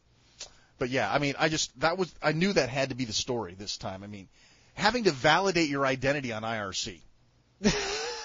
Dude, since when? It's not like, my nickname was Howard Stern or, Paris Hilton or something. I mean, right. Yeah, okay, I might, shoulder a small amount of disbelief there, but dude. Hi, this is Paris Hilton. Oh, bull This crap. is Paris Hilton. Yeah, prove it. Okay, well, I've already proved it because I can't type properly or my grammar sucks. Oh, man, I could go on and on with that, but I'll prove it. Show. Here, I'll prove it. Here's Tinkerbell. He's going to bark into the microphone. Then you hear a gunshot. Can you hear him? That'd be awesome. You hear him? No, you moron, because you're on IRC. Yeah, can you hear him? I'm going to have him bark at the screen. Man. Dude, I cannot believe she has like a hit song out, too. It just makes me ill. Oh, I don't even want to discuss it, please. Yeah, let's not even get into Paris Hilton because I'll just start vomiting uncontrollably. All right, moving along to our import review. We haven't had an import review for a long time. We have not, and we are much overdue. Yes. Well, I'm going to actually break out my DS now with said game because, I want to go through it. This is a Japanese game, and I want to make sure I don't miss anything. Because some of the menus being in Japanese, it's not something I can just remember off the top of my head sometimes. I mean, if they were in English, I could say, okay, yeah, this is the option screen. But I'm going to kind of play and talk about it as I do so. I've really become infatuated with this game. Now, I'm going to do my best here to pronounce this game without the help of opera. Unao no Tatsujin Sokai Majikai Museum. Nice. I don't know how I did. Probably sucked, but whatever. The game is in our database. It's under the U's, UNOU. Go there. You can check it out and get a little idea of what it's about and, where you can maybe if you'd want to order it or something. I'm going to begin my review by mentioning back when I was a kid, we used to get the local newspaper. And they still do this, but this is my earliest memories. The newspaper in question would have a little, especially on Sundays, would have the comic book. It would be like a comic book with it was a separate book, kind of like the TV guide. Remember when you get the big TV guide in the newspaper? It wasn't the TV guide you see at the stores. This was the free one. TV listings. Right, but they'd be in their own little book. That you throw on your coffee table or something, okay? They don't do that anymore, unfortunately. But this particular newspaper used to have a comic, all their comic strips would be in a little stapled book. It was so cool. I'd be able to take it aside, and my parents would have the newspaper. I could just take that and run, and sit on the couch or something and flip through it. And on the back pages, after you've gone through and read the Peanuts and Andy Capp and all so forth, High and Lois, you get to the back page where you'd have your little children's type crossword puzzles. You'd have your fill in the blank thing. And then finally, you would have the spot the difference puzzle, where you'd have two images, and everybody's seen this, so I don't even know why I'm explaining it, but you'd have two images. Some people don't read the newspaper anymore, dude. Right, if it's not online, they don't know anything about it. CNN or Fox News find the difference in the image on their website. So. Right, you'd have two images, and they look sort of the same, but then you would start to say, wait a minute, there's differences here, and that was the whole topic, the whole subject of the game. The little puzzle where you'd have to find and spot 6 differences, and then you'd circle them. I mean, usually it's pretty simple. It'd take maybe 5 minutes to do it. Anyway, the game I'm talking about is that game, but in DS digital format, and it's from our friends Namco Bandai. Who are only our friends when they're making Japanese games, apparently. Yes, so I'm going to switch this on now. I don't know if you're going to be able to hear any of this, especially with the DS Lite. I love the logo screen here. The logo, Namco, 50th anniversary edition. Now, I guess they're going through their 50th anniversary. Now, I don't know if you can hear the wonky music playing here. You get the title screen. You get the title screen, and you have it's a bunch of bamboo and Japanese writing. And you got this little frog guy, and he's at the bottom of the screen. And I went to touch the screen with the stylus, and nothing happens. Well, it turns out you have to circle everything in this game for it to say, okay, you want to do this? Okay. You have to circle it to select something. Which is actually kind of cool, honestly. I thought that was kind of neat once I figured it out. Well, what's funny is I'm scribbling all over the screen, and it leaves. It's almost like a PackPix thing, when you're writing on the screen. So you have to circle everything to select it. The first screen you're going to get is basic start. So you select that, you circle it, and you get into the next screen. Now, the next screen you're going to have 2 different options here. One is the main game, and one is the options. Now, it looks like you can transfer, I believe, a demo of the game, and you can also do a Wi-Fi play. I guess, like a LAN play, not actually get on the internet. So we're going to go back here, and I'm going to select the main game. Now, I already have my name entry in here. Otherwise, the game would be now asking for, to put in your name. And what's cool is it also allows you to choose English as a language. Not for the game, but just at least put your name in. So, of course, I have Chris in there. And then you can choose yourself a little avatar to select how you want to look. I'm your generic little Japanese schoolboy myself here. Nice. So I'm going to go ahead and select Chris. Now, I've only been playing around with these menus for so long, and I still haven't figured out quite a few of them. Because when you select them, you're getting just a bunch of Japanese, and I don't understand what it's saying. Now, I'm waiting too long for the little frog guy who's kind of playing around with the screen is getting all upset. So I'm going to go select my name here. There's a little red icon at the bottom. You circle it, you select it, and you go. Now the next screen, I'm hoping to get this online. Maybe I can take some screenshots, because I think quite a few people are really into this game going by the forum. And maybe we can get some kind of thing, kind of like what we were doing with the Clubhouse Game Import and the Puzzle Loop import. Maybe we can get some kind of menu selection, get some help on that. That's something else we're going to bring up later in the show. Maybe we can get some guys in here to help translate for us. So next screen, I'm presented with 3 different other options. The first one takes you into the main game. The main game is sequenced off in levels. And then there's also special levels that will appear underneath, depending on how well you did or how far you've completed the level. And on the side, there's also Namco seems to be into this whole Brain Age thing, coming off of like Point Blank, especially Point Blank. Somehow they want to grade your intelligence based on how fast you're shooting sheep. I have no idea. It doesn't work for me. This game is trying to do the same thing. The overall look of this game is it's got a real kind of WarioWare feel to it. You get in 2 different images, on the top screen and on the bottom screen, and you have a timer clicking on the bottom right. It starts at about 100 seconds and ticks down. You're given so much time to find the difference and circle it between the 2 screens. Okay, this doesn't sound too hard, okay, but it ramps up. There's tons of different pictures here. Some are very strange, some are normal, some are even just Namco characters. So you're going to find a lot of Namco IPs popping up all over. Every time I play it, I find something new. Earlier I was playing it, and there was like clay versions of Mr. Driller and his dog and the little machine he's in. The little driller, rather. The little drill next to him. They were like little. It was a digitized photo of them in clay format. It was just really cool. So if you're a Mr. Driller fan, you're going to find him popping up. Dig Dug's popped up. Klonoa has actually popped up. Klonoa is a cult favorite. All different types of artwork, comic art, Japanese art. Taiko Drum, I don't know how to say that. That was a PS2 game. So you're going to go through and you're going to circle one difference between the next as the music's in the background, getting you fired up. And if you take too long, our little counter is going to come up, 3, 2, 1, and it's just going to go to the next one.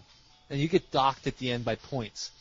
The point is to clear as many as you can before the time runs out. And I think there's actually only about maybe 10 or so. And then when you get to the sub-level, like I'm going to choose level 1 here. Level 1 consists of 10 sub-levels. So I have 1 to 10 here, which I finished. The better you do, the better you're going to get a little medal. You're going to get bronze, a silver, or a gold.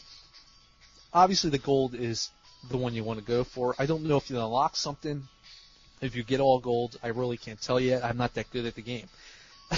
When you get to the 10th level of the game, it's basically you're going through the same motions, getting them done. But then you're going to come upon a boss. Now, the boss is a little trickier because there could be more things you have to circle in that case. So I'm going to go back a screen here. Later on, the game ends up ramping up. Currently, I'm up to level 5. And underneath each of these is a sub-level. So let's see here. We got 1, 2, 3, 4, and then 10 on top of that. So that's 40 levels I've already completed so far. Now I'm in level 5. I'm not really sure how many there are total. I'm assuming there must be 10 of 10, which means there's 100 levels. Now, as you go along and you get to about, I think, level 3 or so, little things will start coming into the picture to kind of throw you off the difficulty level a bit. You actually have to use the microphone. You're going to see 2 different screens as usual, 2 different images. The problem is the bottom one is going to have leaves, little digital leaves on top of them, so you can't see the picture. What you've got to do is you got to blow in the microphone to blow the leaves off the screen. It's really cool. The leaves will end up going to the top screen now. So you got to quickly remember where was that difference, because the leaves are going to be slowly falling back on the touch screen. So you got to look at the top screen, remember it, blow the leaves off, and quickly remember what was where and what was the change, what was the difference. Some of these little levels are excruciatingly hard, actually, because the artwork that's used is extremely detailed, that you may miss some stupid little thing. Like there could be a bunch of rocks or something, laying around, and it could be that the difference is there's a missing pebble. Let's see. I'm going to go back here. There's also a special level. Now, from the main title screen, after I put my name in and so forth, I'm going back here. I'm out of the single-player mode. The second mode that you can select, which I'm circling now, is really cool. It's a gallery of at least 50. I don't know if it unlocks more later on, but so far I have 50 listed of different images from the game. And what's really cool about this, I'm going to take the first one here. It marks them off as you complete them. Now you got the sleepy time music, very similar to what we were trying to achieve with story time playing. I don't know if we should just record that and put that back. I don't know for if you story can hear time. that on how well it's coming through. But you've got to record that, dude. That's going to be what we put in the background. That's perfect. And anyway, it's from a DS too. How perfect is that? Yeah, it's really neat. So you get this music playing. This is a little side game you can do. You got the 2 images, and there's 10 differences in both images. There's no timer. It's just nice and calm and collective. You're sitting here, and you can just go at your leisure, and it's just like the newspaper. Circle the differences. So I'm going to circle this. Every time you circle something, you get a little circle that pops up to indicate, okay, that's one of the things you found. Now, when you mess up, it's not that easy either. You can't just circle the whole screen and it'll pop up. You got to be pretty much exact on where you want to circle. Otherwise, it'll give you a little error message. Just circle that. There's a difference, a little affirmative pops up for the difference. It's very cool stuff. This is really nice because you're not feeling all stressed out because you don't have a timer going on behind you. The game's very easy to play. There's a lot of Japanese, but for the most part, you're figuring out the main objects of the game. You got your options menu here. When you pause it, it's set up like any other game. You can restart it. There's some different music playing now. It's very tranquil. Welcome to Storytime Theater. Yes. So you go back in, takes you back to the main menu, and you can cycle through here by tapping. It takes you to the next screen, the next set of 10. And anytime you finish one, it's got a little marker in Japanese to indicate you've started.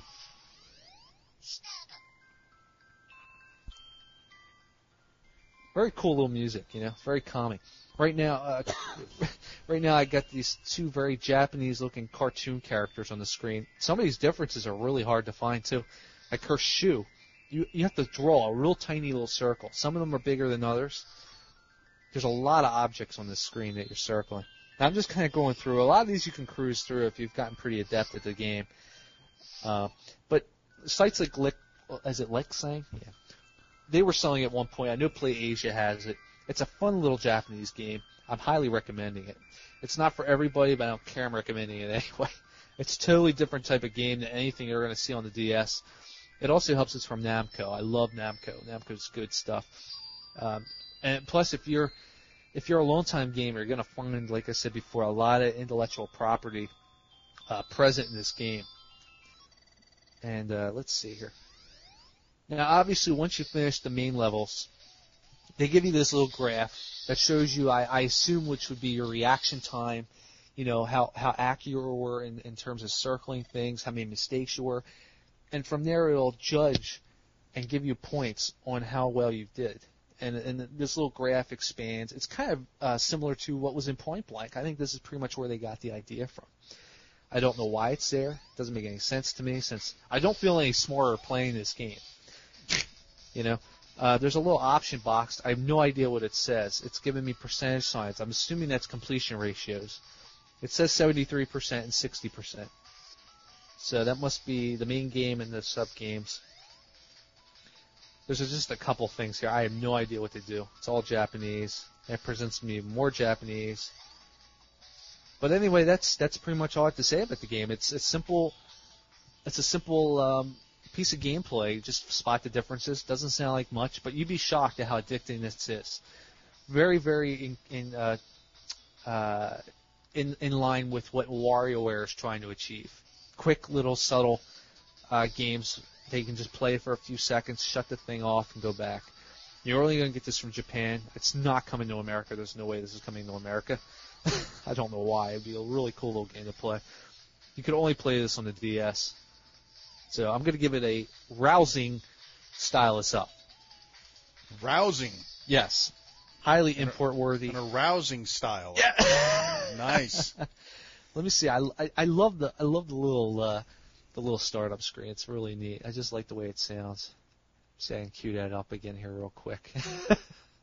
Once again, the game is called Una no Tatsujin Tsukai Majikai Museum.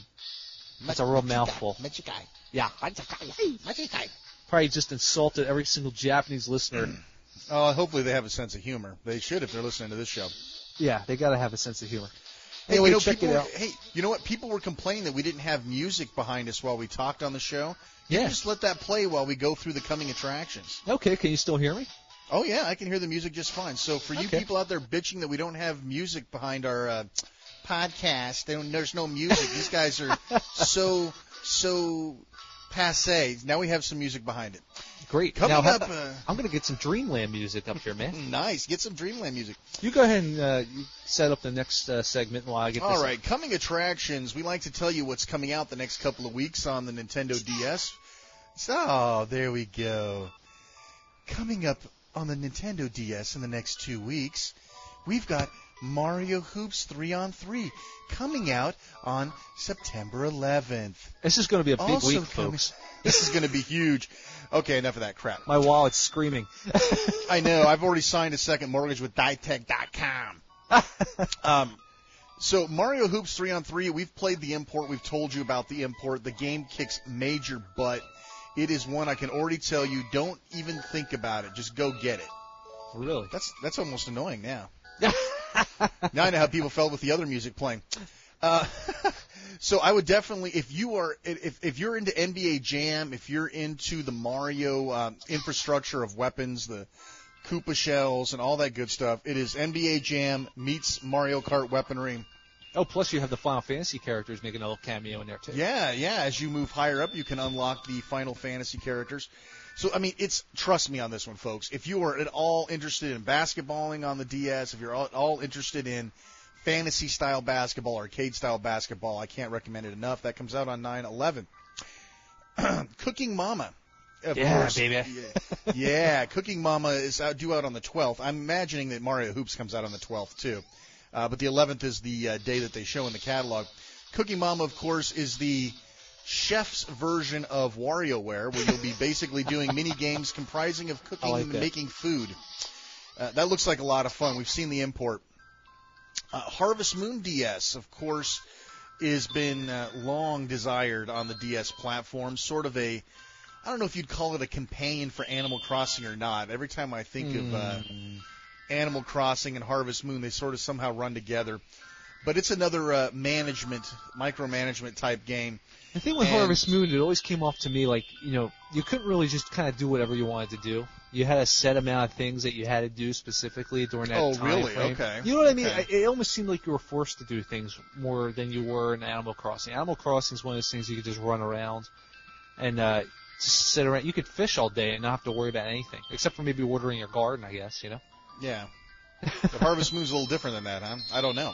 Yeah, well, Harvest Moon, I mean, Kath's was playing it on the GameCube at one point, and yeah, it just looked like a burden to me. You got to get up, milk the cow, feed the feed the fish. What I say, feed the chickens.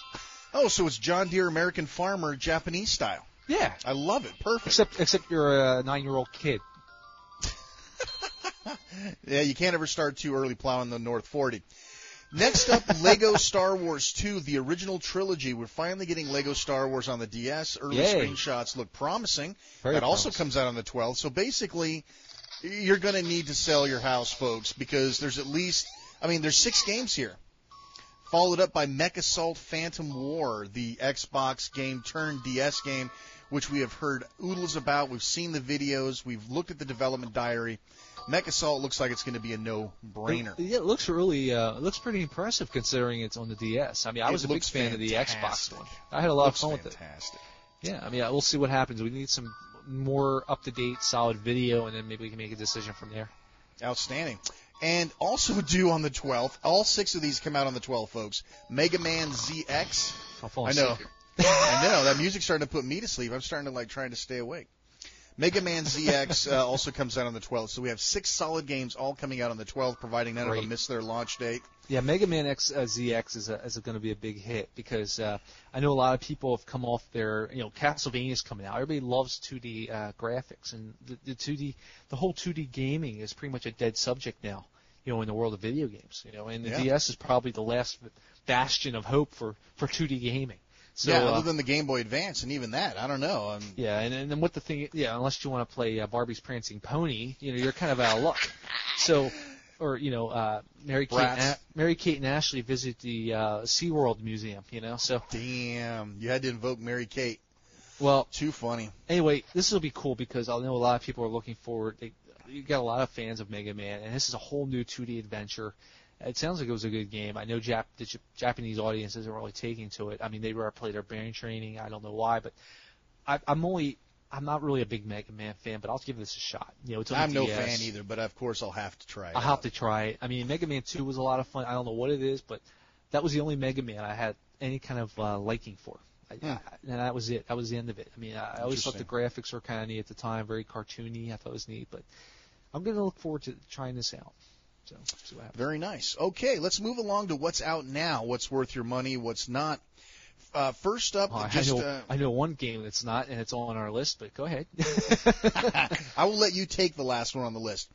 First up is Freedom Wings. Now, I played the import of this long, long ago, and, of course, not being able to read Japanese, I was very lost, and I did not get the game at all.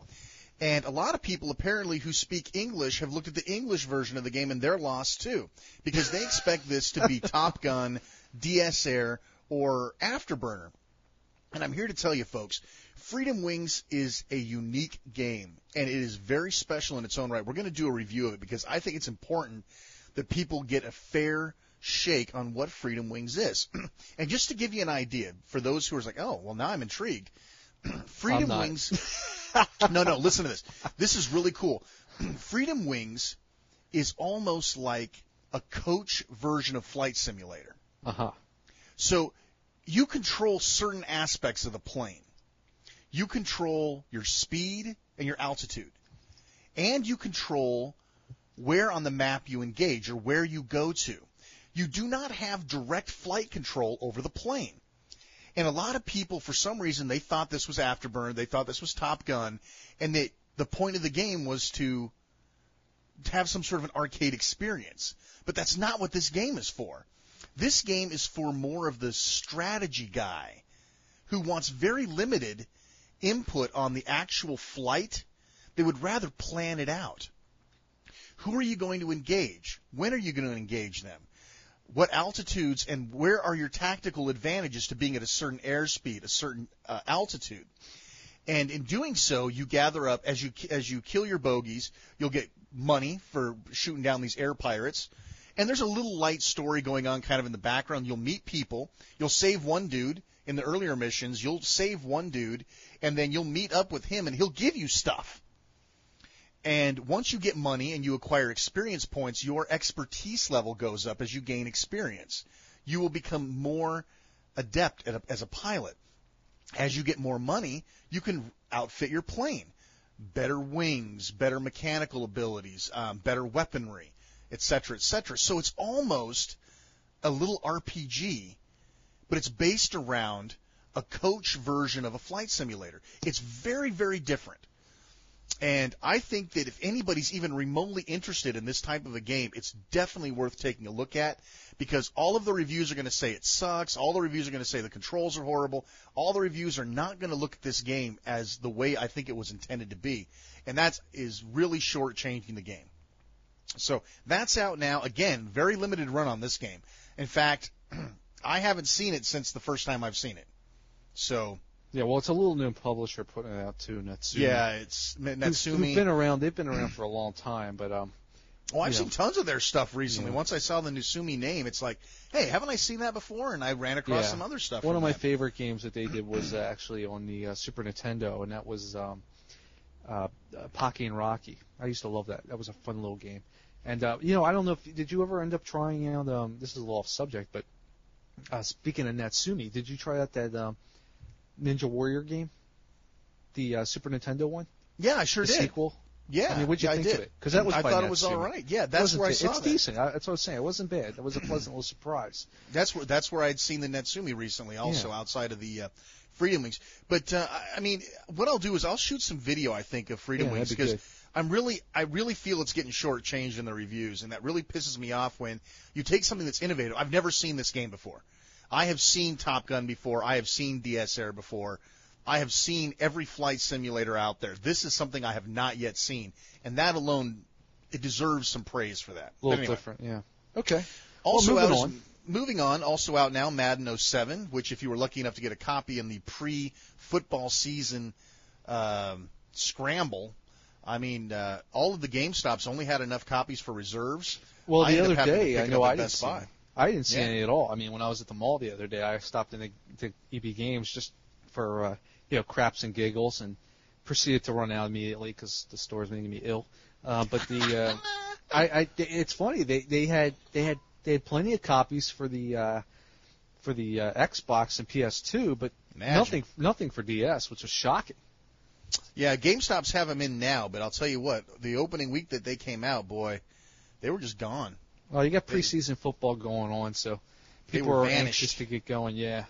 And I'll tell you, just to give you just a quick overview, I've been playing it a little bit, and I love football, video game football, as long as it doesn't get too complicated. I don't care about rosters or, Yeah, teams exactly. or I'm more people. I used to like playing Tecmo Bowl and the NFL original Blitz. Madden, the old Madden back the first two Maddens on the Sega Genesis. Those were the two I played the most. I mean, wintertime, we'd be home from school. There would be, this was like when we were in our senior year of high school. We would have like a snow day or something, and the Madden was the first Madden that just came out. It was like circa 1990 or so, and we used to we'd sit up there playing Genesis. We'd do our own little Super Bowl all day. It was fantastic. We'd take turns, playing. And, it's funny because the game, it seems like around that time, that's when everybody starts getting antsy. They want their Madden. And, as sick as people get, they get all mad and they complain, blah, blah, blah. It's the same stupid game with new rosters. These people still continue to run out and buy the stupid game. They complain and bitch and everything about, it's buggy, it's got problems. But yet they run out the next year as soon as it comes out and they buy it basically what's the same game with a new roster anyway. Yeah. But I mean, I remember earlier you mentioned your story time, and you mentioned the degree of popularity of this game was even back as far as I can remember to back in 1993 or so when I was working around a seasonal shift at Toys R Us, and I was the video game representative. Nice. I got a little job. It was only a couple miles down the road. I figured, what the heck? I think I was getting $3.50 an hour, working here in this video game aisle. I felt lucky too because my pal had gotten a job there, and at the time, and he was in the stock room, loading trucks and stocking stuff, and here I am. They shoved me in the cushy video game aisle where, man, this is the best. I'm just standing around talking about video games. They took me into a back room, and they had me watch these videos for both Nintendo and Sega, but ultimately they made me, quote-unquote, the Sega rep, So they gave me this Sonic the Hedgehog windbreaker, which is made of, like, tissue paper. I mean, seriously, you look at this thing wrong, and you're going to have a tear in it. It's zipped up in the front. So I'm walking around, I got this big mess of a big eyesore of a jacket, this little windbreaker. And I'm standing in the aisle, and people would come down the aisle, and I'd pretty much have to go up and annoy the crap out of them, and say, hi, could I help you find something? And occasionally you'd get a person who genuinely needed help, but normally it was, nah, it's okay, And I don't know how many times during that season, because I started around late October or so, they were looking for people to come in for the holidays to Christmas. And people would come up and say, oh, man, when's the new Madden coming out? When's Madden 93 coming out? And I'd be like, November. Okay, I got to pre-order. I'm like, okay. And, 10 minutes later. Now. Yeah, 10 minutes later. Oh, where's Madden? When's that coming out? There'd be some woman, looking for something for her husband or son, whatever. I don't know how many times I'd get Madden come up, though. It was always Madden. And then you'd get some, a woman who would come up and say, and mind you, I was only supposed to be selling Genesis products, okay? This was the time when Toys R Us, they'd have the little plastic flap with the game, and you flip it up to look at the back of the game. I don't know why they don't do that now at EB. Makes perfect sense. It's a great system, in my opinion. It always worked. Yeah. And underneath, you would have a slip, and each of those slips represented a game that was in stock. I would also have to run them off, too, occasionally. That was a real pain in the butt. Yeah, I bet. But, I'd be standing there, and you see a woman, like, can I help you? And she's like, well, actually, I'm looking for a game. My son has some autism, so I'm looking for something, So I didn't know what to point her to, I'm looking at some of these games. I'm thinking the Immortal. I don't think that would be a good choice. No. Madden, obviously Madden's out of the question. So I said, how about the Tengen Atari version of Miss Pac-Man? Nice. Oh, well, no, that's a little bit for a child, isn't it? I'm like, okay. I must be missing something here. But, I used to have to do things like that, and, it was a fun little time, but then it got to the point where all of a sudden now I was being asked to come over for the Nintendo aisle. And they had already had a girl in the Nintendo aisle. We were always in hot competition, trying to get customers in our aisle over the other aisle. Was she hot? I don't know. Maybe, but she wasn't my type. Anyway. Oh, okay, there you go. She was pretty cool, but, it was one of those things. We had a friendly little thing going on where, okay, who's in your aisle? We would count heads. It was really stupid, but you have to understand, we were standing in a freaking aisle all day, and we were doing anything to keep ourselves entertained. I bet.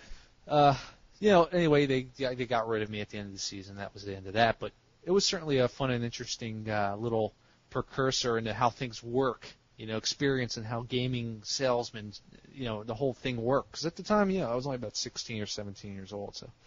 It's just interesting now. You can take that same knowledge and learn how things are sold nowadays and realize how wrong it is when you walk into GameStop. But, GameStop. why they don't do that same thing with the slips anymore. And I saw somebody bring it up in the forum, too. That's what made me think about this, just mentioning this real quick. But I knew at the time that was the big thing, man. Madden. That and the incredible version of Aladdin that Toys R Us had brought out. They brought out I'm not Toys R Us, I'm saying. The Sega brought out that version of Aladdin. Yeah, that was great. I think Virgin Interactive made it at the time. Yeah, I had the Amiga AGA version. It was fantastic. It was beautiful. Yeah, it was incredible stuff. I mean, animation. But anyway, so that about wraps that up. You want to continue on with the... that was my mild story time segment. That was his mild story time. We were going to put it up there, but... that's okay. He wanted to I say... thought I'd segue in with Madden because... It is really amazing how crazy people get for this Madden game. I mean, I'm not into it like I used to be. We used to play. We used to have like 4 guys that we used to sit and play with. But I've been having a good time with it, actually. I'm not a huge Madden fan. I'll be straight with you. I bought 5, and I said, okay, well, this more or less sucks. And so I skipped 6, so I don't really know how 6 compares to 7. But I'll tell you what, you can tell this is probably the first game that you can look at and say, Electronic Arts is actually starting to care a little bit about what they put out on the DS. Just a teensy bit, yes. Yeah, so if you haven't already bought a Madden game, you're kind of holding out because you're waiting for them to come around or whatever, this wouldn't be a bad jump in. This is definitely the best of the 3 Maddens that are out there. Can you believe that there are 3 Madden games out for the DS? I just realized that there are 3 freaking Madden games out for the DS. That's insane. And we have one FIFA game, which sucks. No, but there's 2. There's 2, right? World Cup? Oh, there's 06, World there's World Cup. So all right. I mean, I'm not saying the game sucked. I didn't mean it like that, but I'm just waiting for 07. I guess 07 will be out. All right, yeah, I guess we're even. Anytime, 3 on 3. Anytime. 3 and 3. Right. Next up, of course, the highly anticipated, much desired Star Fox Command, which, as you probably heard last show, I had already been playing the import, which means I couldn't really get a lot of the story line action of it. Why but not? I could play a lot of the no Japanese. You don't know Japanese? No, I know it's easy to by how excellent my pronunciation is of Japanese titles and names. Star Fox Commando. Yeah, dude, it wasn't even that close. But yeah, apparently everything in Japan ends with O's, much like Spanish. No, seriously, Star Fox Command is great stuff. We're going to do a full review, so I'm not going to talk a lot about it. I figure by the next show we'll be ready to do a review. I mean, by the time you hear this, it'll just have come out. So yeah, it just came out, a couple of days ago, based on when this show comes out, and I'm telling you, it is great stuff. The dog fighting alone, being able to play, being able to do local area play as well as Wi-Fi play. The dog fighting alone is absolutely stellar, even if you're not even going to play the solo game. It's some of the best multiplayer throwdown that I've had in a long time. So, and you know what? As a godsend for me, it's possible to invert your flight yoke too. I did that. I thought, hey, how do I change the controls? I don't like this up is up and down is it's down. It's in the crap. options. Yeah. Yeah, but I changed it, and I found out that I couldn't play it that way for some reason. Normally, I love the opposite axis thing. But I could not play it that way. You know what? I may not be able to either. It may be because of the stylus, but it's creepy, dude. But at least they gave you the option. Yeah, I'm one of those weirdos that demands to push down to go up and down. Yeah, me too. Up and to go down, and so forth. Me too. I demand it, and the fact that it was there was good. But then it's like, oh well, crap. I thought I could play better this way, but I can't. Do you want to take the last?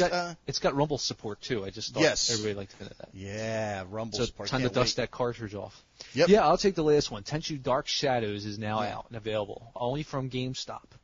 GameStop exclusive. There's a reason why it's an exclusive, and that's quite frankly because it sucks. So, yeah, it sucks, folks. Don't be fooled. I mean, I know some of you people are getting dollar signs thinking, oh, a rare DS game, eBay, 10 years. Oh my God, I'm gonna make a killing. It's not worth it. Leave it sealed if you're gonna do that. Yeah, it's terrible. Please leave it sealed. Don't let its stench reek out. I mean, the game's just terrible. I mean, you can't really tell from the video, but I was a big fan of the old PS1 version. You use the grappling hook, jump up on the roofs, slit people's throats, blah, blah, blah. Fun game. This is a totally different type of game. You can't jump up on the roofs. You can't run around. You can't do the high grappling hook thing. What it comes down to is it almost feels like the Game Boy port of Metal Gear. If anybody's played the Game Boy port of Metal Gear, that's kind of what it reminds me of, only the AI is abysmal. I mean, you can walk right by somebody and they won't even see you in this game. There's a lot of sneaking and killing, and it's just, it gets old fast. Yeah, but the traps are cool. I guess. Setting the traps are cool. The best part of the game, I have to agree with GameStop, was that the character selection screen is probably the best part of the game. And there's some other things, too, which we haven't had a chance really to look at, but apparently you can go on Wi-Fi and exchange items and trade weapons and things like that. Yeah. I don't know how exciting that is. But coming from somebody who's never played the original Hentschel, I thought it was at least an average sneak-around kill game. I didn't think it was great. Dave.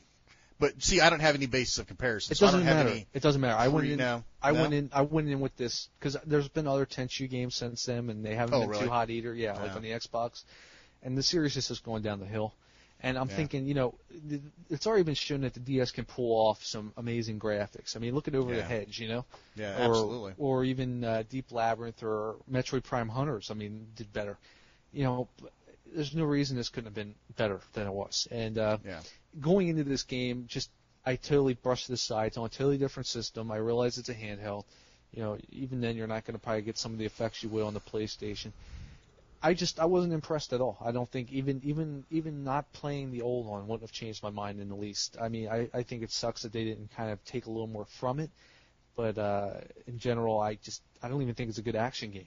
I mean, I blew through, I think, the first 7 levels in like 10 minutes or something. It's ridiculous. There You kill the guys, move on, kill the guys, move on. It sucked. I didn't like it. Save your money. There's too many other games coming out. Oh, yeah, there's a billion other great games. And this is GameStop, too, so how much was this game? Was it $29 or $34? They like to bump their price. It was $34, man. Screw that. $34.95. Sorry. Save your money for something like Final Fantasy or Star Fox Command. It's Star Fox, man. There are so many freaking games coming out at the end of the year here. Castlevania, Save your money for one of the 6 games coming out on the 12th, man. Yeah, exactly. I mean, it's not unbelievable. I understand. Now's a good time that they released it because everything's dead. I mean, hasn't been very many releases. So they probably figure, well, we'll release it now while it's quiet. Everybody will flock to it looking for a new game, and then we'll be able to sell them, and they'll realize it sucked, and we'll have the money. Well, it's not going to work because it sucks, and you guys have been warned. People, don't run. Look, I just don't run for this game. Okay, that's what I'm going to say. It's still better than Elf Bowling. Yeah, don't, Chris, knock it off. It is better than Elf Bowling. Right, I can't believe you even had to think about that. It's somewhere between Elf Bowling and Zoo Tycoon. I could wipe my feces on the bottom touchscreen, and that would be better than Elf Bowling. That'd be a whole new type of interaction. That would be. Poop smear DS. More like smell it. Smell-o-vision. Smell-vision. That's how good it is. You got the microphone, touchscreen, and smell. That's how bad Elf Bowling is. Dark feces. Dark feces. I like that. All right. Well, we have a huge touch and go section we should get into very quickly and burn through a lot of this. The show's already run about 2 hours, and we've got so much left to talk about. First of all, we have some new videos that have come out for several games for you to take a look at. And so I'm going to kind of go out of order here a little bit. Hopefully we won't backtrack on ourselves. Mech Assault, Phantom War has some very nice videos out for you to check out. We'll give you a link to that. Tomb Raider Legend for the DS has some new video out. Very Finally, nice. We're getting to see that. We get to see that in action. Elite Beat Agents, the U.S. version of Awendon, is now has a nice little video out that you can take a look at. And let's see, how many more? There's some new media for Raid Over the River, including some nice video. Yeah, I'm a little interesting. I'm a little interested in how this is going to turn out. I don't know what to believe so far. If this is real or what, or if it's I don't know. It looks clean. Yeah, we'll see what happens. We'll see what happens. What else do we have here? Do we have any more video on this list? We should have sorted this.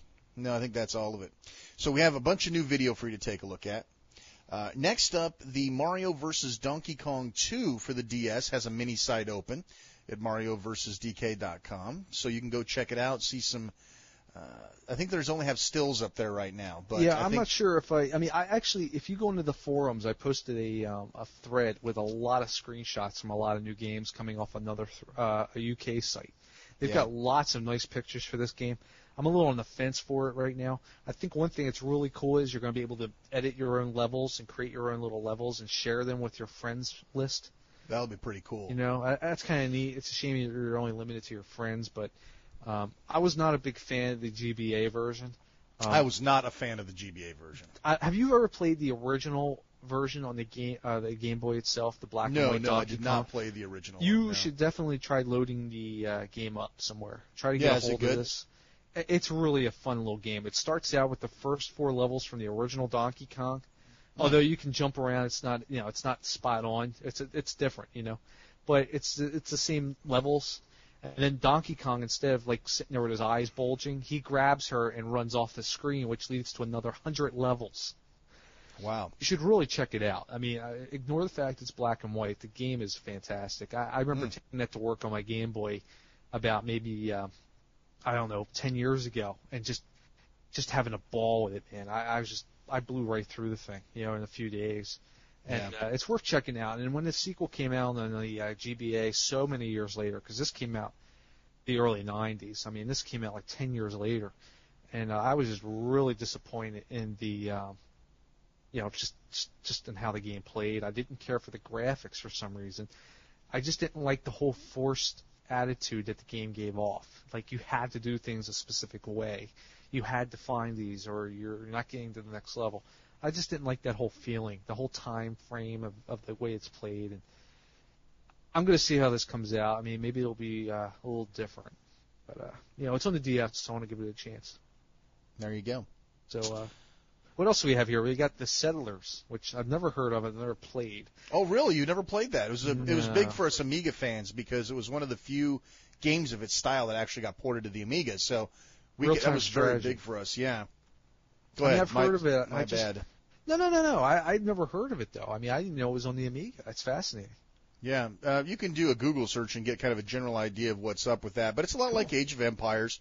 And it's got a couple campaigns. You can play Romans and Vikings, Nubians, Asians, and there's apparently a couple different play modes. I'm assuming there's a scaled-down real-time strategy mode, and there's probably one that's more like Age of Empires that's turn-based. But we'll give you a link there. You can check it out. There's new screenshots and stuff. Yeah. Rumor mill has it, though, it's not getting a U.S. release. It will be a Europe-only exclusive title. That's what I've heard. Hey, that could be wrong, but it's from Ubisoft, so I can't see them not bringing it over here. Well, Ubisoft, I think, is a European company, more or less, anyway. Because didn't they used to be Infogrames or whatever? Yeah. I mean, they were a European company, so that could very well be the truth. I mean, I'm finding that there's quite a few games that are not only do you have to worry about imports from the Japanese side of things, but you have to worry about them from the UK. Yeah. I mean, look at James Pond on the DS. That never came. Yeah, I still never seen that here. So you got to keep an eye out on that UK import scene as well. I mean. Seems like the UK is always getting the bad end of the stick in terms of release dates, but now, if a game like this comes out over there and it looks interesting, we may have to import that from the UK. It looks pretty clean. I mean, hey, we could use all the RTS games we can get for the DS. Yeah. What do you know about this Chronos Twin? Do you know anything about that game? I don't know anything about this game. Actually, other than the fact that we have it on our little news segment here, I never even heard of it. Yeah, it's apparently it must be popular, like in Japan. It must be a popular series or based on anime or something because it gets a lot of press. And apparently they had been working on it for some time on the GBA, and rumor has it that it's going to skip the GBA and come to the DS instead. Now let's hope that they actually don't take the Game Boy version and port it straight over to the DS and throw a couple gimmicky things on it to make it a DS game. But that's all I know about it. So hopefully more information will come up. But they've got it up. It's funny. They've got it listed on IGN under the Game Boy section, and it even has U.S. canceled. Yeah. That information is from 2004. So it tells you pretty much all you want to know. If you check it out, do a search. The screenshots look kind of interesting. I mean, it looks like a split screen thing going on. I guess there's supposed to be 2 different times of you're jumping through time or something, and it shows you where you are now and where you were then. I don't know. It says split screen, though. So we'll see how it turns out. It seems like it would be better on the DS, considering it's split screen. They could probably put one on one screen and one on the other. That'd be cool. Sounds like an interesting concept. So. All right. Well, Contact, the very interesting-looking adventure, sort of RPG-ish split-dimension game, has its official U.S. site open. Yep. And its release date has shipped over to October, but is also from Atlas, and so I expect nothing but great things from them. The game looks really cool. I mean, they were showing a picture of the cool. box. The box itself is even funny and quirky and all. It really gets you interested to see what's going on. I'm interested, dude, to be sure. Aragon, whatever the hell that is, some kid's book. fantasy, it's some book Harry made by Potter some wannabe 19-year-old thing. kid, and it's Who getting a cares? lot of flack because it's been plagiarizing everything. Like, I mean, it's No way. Yeah, Aragon. I mean, come on. He took the word dragon and he said, "Oh, let's put an E, make it interesting." Yeah. Instead He probably of just dragon, had dyslexia or something and wrote an E instead of a D and said, "Hey." It's funny. Over the weekend, I was looking at this wiki page for Aragon and all the criticism, and it's just so funny how some of the names of the book and everything. There's a movie coming out, so now of course you got to have the DS tie-in, you know. The game tie-in. I think they're making it for all platforms too. The movie looks terrible. I mean, it looks like Dungeons and Dragons over again because right off the bat, Jeremy Irons is going to be in it. Oh my God. Yes. So that poor guy. He's the only main star that I can tell that's in this movie. Holy crap, man! Did he learn? Dude, you got to look at the poster art. It looks. I think his agent got Alzheimer's. It looks terrible, dude. It looks really bad. Of course it does. And I mean, some of the names they went through, and pretty much every freaking name in the Lord of the Rings universe has been used here, except they changed the vowel for character names. And the guy even went so far to plagiarize Star Wars. Wow. Which you could say you can't really plagiarize Star Wars because Star Wars is kind of a plagiarized thing as itself. But right. Some of the instances are just a little far-fetched. I mean, you got a character who's basically Luke, and then you got the Obi-Wan character, and some of the circumstances are exactly dead on, you know, from like Empire Strikes Back. So, yeah. Well, there you go. I'm not really looking forward to this. I thought the book looked stupid as it is. I don't like the dragon design. It looks dumb. It does look dumb. Oh, well. I guess it's for the 13-year-olds, so.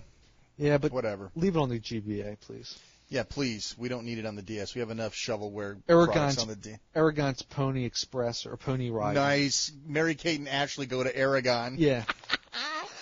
Okay, the DS Link. We've talked a lot about homebrew and the ability to run homebrew as well as consolidating your own commercial game selection onto homebrew type cards like the Super Card, which we've talked about in the past. One of the problems with the Super Cards and their ilk are the fact that it takes up the GBA slot, which then removes the ability for you to put, say, the Opera web browser cartridge or the Rumble cartridge or other things that you might want to put in the GBA slot. Well, DS Link promises to give you a real homebrew solution that plugs into the DS slot itself. Is this the one that only has like 512 memory or something? Yeah, this was the one that has 512 megs of memory. And I'll tell you what, for homebrew that might be okay, but if you have more than like 5 DS games in your collection that you would like to consolidate and take on the go, not going to happen, folks. And apparently it's fairly pricey. So it apparently also only works on hacked or modified DSs. There's a whole lot of things about it that don't sound very tasty. However, there is promise of one coming that uses standard micro SD that might actually be the real deal. So we're going to keep you in the loop. If we see anything of this sort that turns out to be worth your time and effort, we will definitely let you know. Good stuff. Very good stuff. We'll give you a link. You can check out what we already know and what we've seen at the link. You want to take the new colors? The new colors are coming out for the DS starting September 13th in the U.S. So everybody who's got the white DS Lite and didn't really want the white color and like really me. wanted the black or the pink like Sheen, yeah. Yeah, thanks, buddy. Yes. I want that Paris Hilton pink DS with the little studded things on it. Because you want to add it next to your Powder Puff Blue. That's my Powder Puff Blue, perfect bookend to your happiness. Yes, so, it'd be so great. Yeah, for anybody looking for a new Tinkerbell color, skin. since we only have white available in the U.S., you've got your choice of Onyx Black and Coral Pink. They're coming out on the September 13th. We have a link to some of the more information. There's really not much more information to say, though. They're under the colors, so I assume that the black is going to sell like hotcakes, most likely. I imagine so. Yeah, I've already pre-ordered a black myself, so. Did you really? I did. GameStop's taking pre-orders, so I went ahead and put a pre-order, and I've already got a buyer set up for my white, so.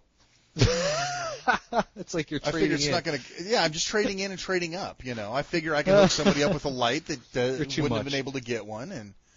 Oh, why, you're offering it at a nice discount?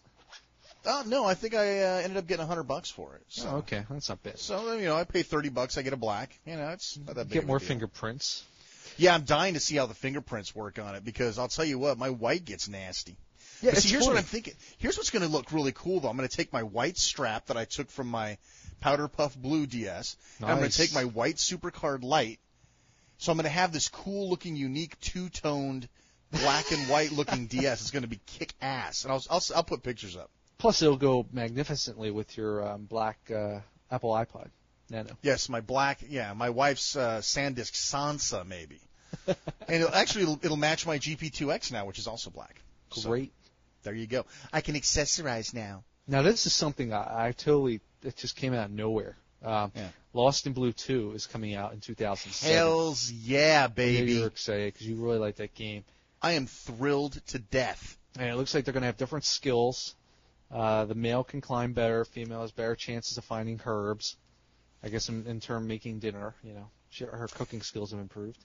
Yeah, I'm kind of excited about that. I mean, it's really cool that because the game itself was fine. There's not much they could have done with it, but the fact that that you actually have some differences in the first game. What a lot of people don't know is once you finish it the first time through, you can actually play as the girl the second time through. Really? But the thing that makes it funny is the players are essentially the same. All you're doing is playing a different skinned character. Right. It's not like now that you're the girl, there are special things you could do that you couldn't do as the guy.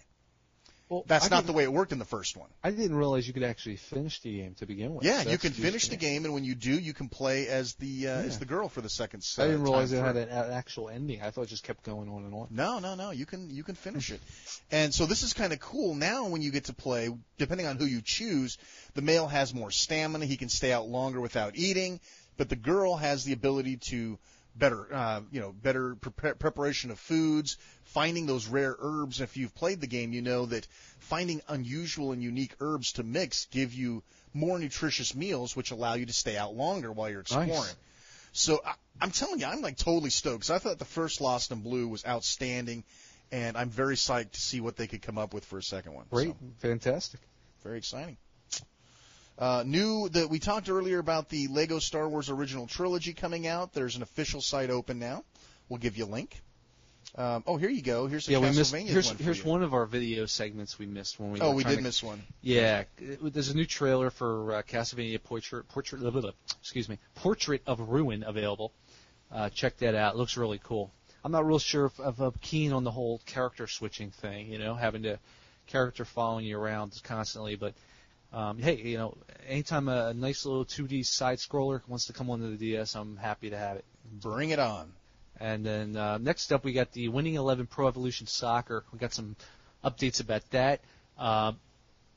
Recently in Germany, they had what's called a Leipzig, I think I said that right, Games Convention, and a lot of DS stuff just kind of came out of the gate. Lots of stuff, which we already talked about. Elite Beat Agents, Mario Donkey Kong 2.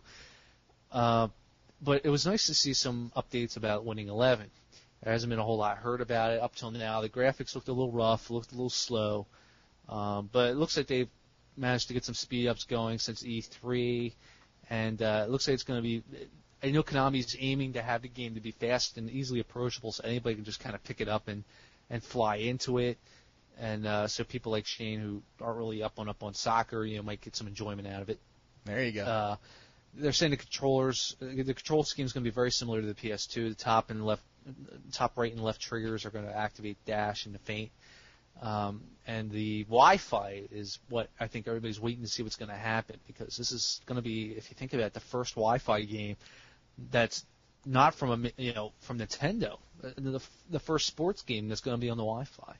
So I'm anxious to see how that's going to work, because I'm not counting on EA. Yeah, I figure they're going to screw the pooch, and there's not going to be any Wi-Fi on FIFA 07 this year, which sucks. I mean, yeah, I'm not holding my breath, dude. Yeah, I mean, Madden 07 would have had it if anything. So I'm figuring that FIFA, forget it, it's over. And I don't understand EA. I mean, come on. I mean, I know it took them a while to jump on the Xbox bandwagon. It took them a couple of years before they jumped on live. So I don't know what the story is, but. Anyway, Pro Evolution Soccer, look for early 07 release. I know I'm going to be checking it out. Maybe it'll be better than FIFA. In the past, I've always been more of a FIFA player, but if I can get on Wi-Fi, I might pick this up. You might roll over, huh? Yeah, I know you're a fan of the next story here. Oh, yeah. I definitely want to talk about this. Asphalt GT was one of the early launch titles for the DS a couple years back. And all in all, it got a lot of crap because Ridge Racer also came out, and Ridge Racer definitely has better press. And Ridge Racer got a lot of the kudos, aside from the fact that you could steer with the... It didn't get any kudos, dude. Well, it did because it was Ridge Racer. It's like everybody bought Ridge Racer, nobody bought Asphalt GT, and it turned out that once you compared them side by side, Asphalt GT was actually a better game, in my opinion. It controlled better, it looked a lot better, and it had a lot of elements of Burnout that I liked. And so I recently kind of revisited it, and I really enjoyed it. And then I found out that Asphalt Urban GT2 is due out in March of 2007. The pictures look fantastic, which actually scares the crap out of me. Because when you see good-looking DS pictures, you're almost afraid to see it in motion because it usually goes one way or the other. The pictures don't look good, and the video looks good, and the game looks good, or the pictures look good, and the game itself turns out to be crappy. But it looks like there's some police chase stuff going on. Nice. And it looks very nice. I mean, if it can retain the original charm of Asphalt and still have that nice looking graphics and some of the additional mission modes, hey, bring it on, man. Yeah, I used to love I love when you get the cop stuff going on because I used to love Need for Speed, Hot Pursuit. Yeah, Hot Pursuit was great. The PC version had some incredible graphics at the time too. But, yeah, I love running out the cops, man. That's great. And then they got the new video out too for. Is that the new Need for Speed we saw the video of? We should have put it on the news here, but. Oh, the new. I don't think so. Is it the? Oh, yeah, it was. It was the video. It for actually looked Carbon. really impressive. Yeah, the Carbon. Carbon. Need for Speed just Carbon. I think that's Carbon, what it is. Yeah. I don't know what that means, but whatever. Whatever. Carbon copy of last year's Need for Speed is what that actually means. Yeah, right. Anyway, moving along, Pokemon Mystery Dungeon Blue Rescue Team, which I have absolutely zero interest in whatsoever, but I know there are billions of people out there that would love to argue with me about how great Pokemon is. Strangely enough, in the sheer silence of night, a demo version of it, a 5-minute playable demo version of it, popped up at GameStop. I was walking by, and I was waiting for him to, get something out of the back or whatever, and I looked down to see what the new shiny DS lights that are on demo were playing. One of them was playing Tenchu, which totally blew me away, and then the other one, it's like, what are you going to put in there? I mean, if you could put any game you wanted into a light to show it off, would you put Tenchu in there? Did it blow you out the window? Oh, it did. I was floored. It was Hurricane Tenchu. No. But in the other demo unit was Pokemon Blue, and so I'm like, hey, cool. I get a chance to look at this because, I've never heard of there even being a demo out. So I played probably about 3 minutes, and I still wasn't in the game because I was busy pressing B, blah, blah, blah, Pokemon, blah, blah, blah, Pikachu, blah, blah, blah, B, blah, blah, blah, blah, blah, blah, B, blah, blah, blah, Pikachu, blah, blah, blah, blah, blah, blah, Pikachu, Blah, blah, blah. blah, blah, blah, blah, blah, blah, blah, blah, hit B button, blah, blah, blah, blah, blah, That's hit a B shame, button. man. I hate that crap. Dude, it's like, whatever, just let me into the game. By the That's time what I actually got into instruction the game, I was manuals are pissed. for, man. Dude, read the frickin' book. All right, enough of that. Hey, it's time for a homebrew update. And let me tell you, man, homebrew is just explosive right now. It is unfrickin' believable. A lot of cool stuff's come out within the last month. Yeah, it's unbelievable. We've got B-Up, of course, the MSN Messenger, is looking absolutely stellar. There's a version 0.3 of that out. It is looking great. They've got avatar support in there, Scribble, Pad, it's amazing. I'm not an MSN user, and I don't care what those freaks over at that forum posted about how everybody's on MSN and no one's on AIM. Dude, you are so wrong. Everybody's on AIM, so screw you guys. I'm going home. Fortunately, Screw you guys. Also out, DS Organized 2.25 is out. Better than ever. Lots of new stuff. They have dedicated code for different this is kind of complicated, folks, so try to bear with me here. They have different colors based on what type of flashcard that you have. So if you have a super card, you get the blue version. If you have an M3 card, you get like the green version. So you have to know what version to get. One warning I will give you, 2.25 does not work on the SuperCard Lite. It cannot be patched to work on the SuperCard Lite. Now, by the time you hear this show, they might have fixed it. But as the last time I checked, it is still not fixed, so you cannot run 2.25. However, 2.2, which came out also very recently, has great stuff, including, get this, a pretty much full-blown IRC client. I was actually on the pooper, man. I was doing my morning constitutionals, and I was on the forums chatting with my buddies. Dropping a load on Hentschel. Dropping a load on my Hentschel box, and I was on IRC, man, chatting away with my buddies. It was great, and that's built right into DS Organize. They fixed a whole bunch of lag times in the MP3s, which those of you who play MP3s through that know. What else do we got? Coleco DS. Who'd have thunk it? Out of nowhere. That's fantastic, man. I've been playing that just based on the fact that I get to play Ladybug. I love the Ladybug, man. It works great. It's a ColecoVision emulator. For it's those like of the you initial who are, release. It's just ColecoVision. I mean, I was never a big ColecoVision person, but I was a whore. It had some solid arcade ports for the time, man, and it was unreal. Ladybug is freaking dead on. And Ladybug is great. Venture is great. Venture, yeah. Venture is dead on. It's absolutely beautiful. There are some speed issues with a couple of them. What's that? Gorf actually isn't too bad. Gorf was good. I played Donkey through a couple Kong levels was the one that everybody remembers. That was what sold the system. Yeah, and it was a pack-in. They gave Donkey Kong away with the ColecoVision. This was before Nintendo came along, and I think that's what led to them to make the system. I think them packing Donkey Kong and the ColecoVision is what set the catalyst forward for the Nintendo Entertainment System. Absolutely. Nintendo started thinking, why are we doing this when we can be making our own damn system? Yeah, why are we licensing Coleco rights to one of our biggest games, and they're making money hand over fist? And there's a whole bunch of controversy on that, too, by the way. If for those of you who do not know a lot of the Donkey Kong video game legends, and I'm not going to get into it here, but there were lawsuits with Universal because of King Kong. There was all sorts of stuff. You can look it up. It's got a great history. Oh, yeah. I recommend there's a book called Game Over, which is basically the freaking history of Nintendo on one book. And it's out of print, but I found a copy on eBay for like $3. So check it out. If you're into the next homebrew, I was really excited. You talk about this one because this is cool. A Tetris Attack clone. It's called I can't even say this. Tet-at-DS. Tet-at.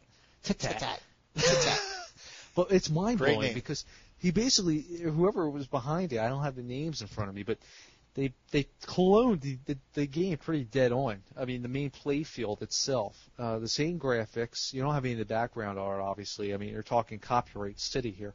But with the ocean. Did they steal fizzy lifting drinks from Nintendo? They stole so bad that they're practically in the fan at the ceiling. So, I mean, you got the sound effects, you got the music, you got the graphics, you know. And the thing that blows me away is it's got 5-player multiplayer online Wi-Fi. So that is fantastic. I mean, for a little free homebrew game like this, I mean, and it's a solid game. It plays fantastic. Oh, it plays great. I played it on the Pooper the other day. It was very nice. It's a good game. It's a good game. And it really isn't anything like Yoshi's Cookie because I couldn't stand Yoshi Cookie. Dude, it seemed to be so much like it to me, but, after I played it longer, I realized it wasn't. But initially, just the swapping of the tiles made me feel like Yoshi's Cookie initially. It's a fun game, though. I mean, I had a lot of fun with this on the Super Nintendo. I used to have a blast with it, and this is pretty much it right here. And it's free. Homebrew, dude. Homebrew is getting amazing. It's getting so good. I think the DS is just starting to pick up momentum more now. It really is, especially everybody was doing the PSP at first, thinking that was going to be the champ, and now DS is just totally getting in there and opening up everything. I mean, more people are getting more DSs, and more programmers are moving over to the DS now. The libraries have so matured. I mean, the Wi-Fi library, the programming libraries. There's tons of tutorials out now. It's getting really easy. I mean, if you go into DS Organize, and we've talked about this on another show, they have a tap directly into the largest homebrew database out there. You could actually go into DS Organize, hit a button, it downloads a list of all the cool stuff that's out there, including commercial game demos, by the way. This is brand new for this version of DS Organize. You can actually download Pokemon Troze demo and play it. Yeah, I don't know how legal that is, but while it lasts, get in on it. Yeah, but the way I figure, that's a demo, man. I mean, to me, I don't see anything wrong with it, but someone could bitch about it. Anyway, there's like 53 items on that list, and it's almost all top-notch stuff. I mean, and then you download it right to your SuperCard. You exit out of DS Organize, and you can play it right there. So you can go to McDonald's, download a whole bunch of free stuff, and then go home and play it. So cool. It's freaking Now, fantastic. of course, my problem is I can't get online with this for some reason. All my home. Yeah, that's why you have to go to McDonald's, dude. You're I going to don't have to know be one of the what's going on. McDonald's guys. Because man. you know what? I was able to connect to somebody else's router. I'm in the Weird. apartment, so there's like 50 other wireless routers going on around me, and So you can hop on the other ones, just not yours. yeah. The problem is though, it's not a very strong signal, and Yeah. I don't understand what the deal is with mine. I can't seem to get any homebrew to work. That's weird. My legal carts are logging right on the Nintendo Wi-Fi fine, but it sucks because I'd love to check that out. That's so great. But especially try this Tetris Attack, man. This would be fantastic. Also, last up that I wanted to talk about with Homebrew Update was something called Arcomage, which if you've ever played Magic the Gathering or any of the other fantasy-style, card dueling games, this is admittedly a fairly simplex version of it where you take turns tapping out cards and, you affect spells or cause damage or nullify monsters or whatever. So like Dungeons and Dragons in card form. Yeah, it's a lot like Magic the Gathering. I'm sure tons of people have played that. And, again, it's fairly basic, but it's very clean. The graphics are very nice. All of the place seems to be pretty good. No Wi-Fi or anything like that, but, if you're looking for something new to try out in Homebrew, check out Arcomage. Nice. Pretty neat. And I believe the next one is yours, good man. Well, it's something I added on here. I mean, recently Final Fantasy III has been released in Japan. And it looks like it's causing mass hysteria, which is typical of the Japanese public, video game public, and their RPGs. There's been huge lineups for the game in Japan. There was a limited edition Crystal DS, which had some special artwork and the logo actually emblazoned on top of the lid for the DS. I think it was like a silver kind of color.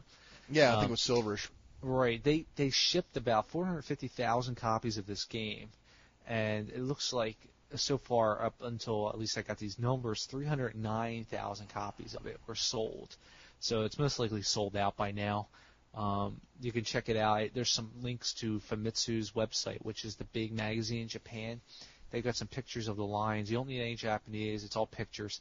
You can check out the insanity, the lines of doom, as I call them, of people lining up for these Final Fantasy III game cards. So I think it's safe to say they've got another huge hit on their hand in terms of Final Fantasy III. So, I'm not a huge Final Fantasy fan, not at all. I mean, in fact, I will probably pass on even this game. Really? But yeah, I think I might. I'm just not a huge fan. I don't like the button mashing RPGs. But Square Enix or Enix, I think it's Enix, right? Square Enix, it's Enix. Yeah, Enix. It's solid though, man. I'm telling you. I'm telling you, after seeing Mario Basket. After seeing what great work they did with Mario Basket on the DS, or Mario Hoops 3-on-3 as we know it, I'm starting to become a supporter. I mean, that is so well done. They did everything exactly right with that game that it almost makes me want to try Final Fantasy just because I have a newfound respect for a company I used to not really give a rat's ass about, to be honest with you. Not despise. I didn't despise them. It's just they never made anything I wanted to play. That was interesting. Well, they only really made RPGs, so you weren't really and I going could care less about that stuff. I'll get this, though. I mean, because you know what? Normally I wouldn't play Final Fantasy, but the fact that it's on a handheld and it's something I can just open up and play at any time. Yeah, it might work out. I mean, there's a lot. It looks like this is a big adventure kind of game that I could see myself playing it. And, it just looks really cool. I mean, I like the quaintness of it. It's a nice little game. There's a ton of production value in here. It looks like it's solid. It looks great. I am not going to argue the production values look incredible. And I'm hoping maybe, and I seriously doubt it, but I'm hoping they'll understand that this is a handheld and that we have Twitch gamers and it's a limited play time. I'm hoping that there's a way that you can enjoy the game without immersing yourself into 380 pages of scrolling B-mashing text. Oh, I'm sure they I'm hoping that they understand the audience and the medium, and that they will appropriately handle the gameplay to match that. How about that? Yeah, that sounds pretty good to me. I hope so. Let's see. Do you want to take the UK release dates, and then I'll finish up with the last two items? Sure. I mean, I think let's see here. What are we at? Well, unfortunately, I was under the impression WarioWare Twisted was released over in the UK, but I'm getting reports that it hasn't been released. I would thought that it was actually released, but now I'm hearing that it's not, and there's still no known release. I think that's a disgrace. What is that? What?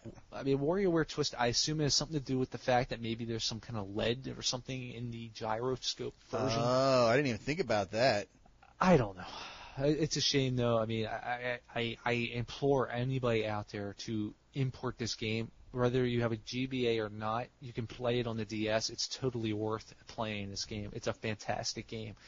It sits right next to my collection of DS games. I've got it in the original box sitting right next to my DS games. It's truly fabulous. Hey, listen, just a quick update on that. I took a look at Amazon.co.uk, the Amazon for UK, Sure. And there are 3 sellers in the UK, not Amazon themselves, but they're affiliate sellers. Yeah, they probably there are 3 imported people that are selling them. They probably imported it and they figure let's sell it on here. Or That's my guess. Well, what does Amazon say? Does Two of them are dispatched from the United States, but there is one UK seller. The Game Vault is the guy's seller name. It's going for £26.99, that's pretty pricey, especially for a GBA game. But it is Isn't that like $45 or something? Yeah, like that? $45-50. But the guy's got good seller ratings, and it's dispatched from inside the UK. So it's easily the best version of WarioWare around. There's 3 WarioWares out, and that's easily the best one. It's fantastic. I can't even say enough good about it. I mean, Touch has nothing on it. You would think Touch, because it's on the DS, would be more of something to play, but Twisted is still the king of the crop. And Twisted is not something that you can watch a video of and appreciate. You have to put your hands on. No, because you get the mechanics of it involved, and that's you know what? That's something else I should shoot a video of, because I think a lot of people are missing out on that game because that'd be a good idea. I think I'll do that, but I'm gonna have to get somebody to actually shoot the video. I don't think I can shoot that game on a tripod. That'd be a little I could rough. try, but maybe. Unless you want to get your third hand out. Yeah. Well, we don't want that on the camera. All right, proceed, sir. Okay, well, let's see here. We got this long list of games coming out. And it's a shame because I'm looking at this. I'm thinking, wait a minute, what kind of list is this? These are all out. I'm thinking, oh, wait a minute, this is for Europe. You poor guys, man. Well, starting September 8th, we have Sudoku Mania, which we've discussed in the past show. Seems like it's avoidable. The 29th of September, we have 3 releases. The 42 All-Time Classics, which is basically the European version of Clubhouse Games. Why they changed the name, I have no idea. That's Nintendo this is Europe news to me. FIFA 07 is September 29th, so that means it should be out here. It should be coming over here pretty soon. That's cool for me. Hardcore Pool, which actually I thought was out in the UK. I'm thinking of Billiards Action now. You're thinking Billiards Action, yeah. That's coming out the 29th as well. Heading over into October, the Nintendo DS browser, October 6th, is coming out. So they're getting it before we are. So I'm going to have to say I might be interested in importing the English version of it. Yeah. Well, the English, French, German version, because a lot of those UK releases tend to have an English selection screen. October 13th, we have English training. Have fun improving your skills. I have no idea what that is. Oh, that is that I believe is Brain Age or Big Brain Academy. I think is the English version of that. That's messed up. Yeah. Anyway, what a weird name. We have on October 20th, The Sims 2, Pets. And October 27th, I'm not really sure what this is. Wait a minute, this is Puzzloop and Magnetica. It's Puzzloop, yeah. It's Puzzloop Magnetica. Action Loop is going to be the name for the UK. What the hell is up with, what is wrong with Nintendo? What is wrong with stuff, them? Man. Weird stuff. Okay, moving on to November. We have 3 games for the 10th of November. Mario Slam Basketball, another rename of Mario Hoops. Yeah. Point Blank, finally you guys are getting that after, almost 3 months? Oh, wait, November, what am I saying? My goodness. 6 months. What is going on there? November 10th also, Pokemon Mystery Dungeon Blue Rescue Team, which sounds like a real I was going to say, could they have made the name just a little bit longer? We'll call it PMDBRT for short. Yeah. It's got a lot of button mashing, it sounds like. Thanks for that, Shane. Yeah, no problem. November 24th, Star Fox Command, a couple months later. But my God, import that thing, man. I guess we'll be owning the UK people with our skills before they even have a chance to try. Our elite skills ores. Yes. I'm already advanced. I can't wait to get you on Wi-Fi, dude. I'm going to go pick it up right after I get off the show here. Let's see. Man. December 1st, we have Yoshi's Island 2. coming out. So I'm not really sure what the U.S. release is for that. It sounds about right for us. So I think it's kind of coming out. I think it's December, right in December. Yeah. Maybe it might have been December 12th, I thought. I don't know. We'd have to look it up. Anyway, by the way, you could use our handy online database at www.dualscreenradio.com. Do you realize that we have not plugged the website one time in like 2.5 hours? Thank goodness you remembered.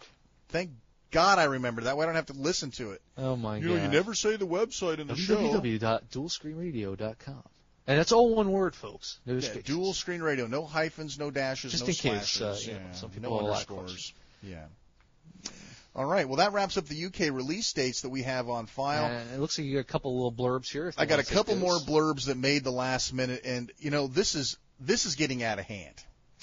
I am about freaking sick and tired of this. I think Ultimate we need to card talk games. To these people. I swear I'm going to call Telegames and find out what's going on. Ultimate Card Games has slipped again. We were expecting to get it in September. It has now slipped all the way to 2007. Yeah.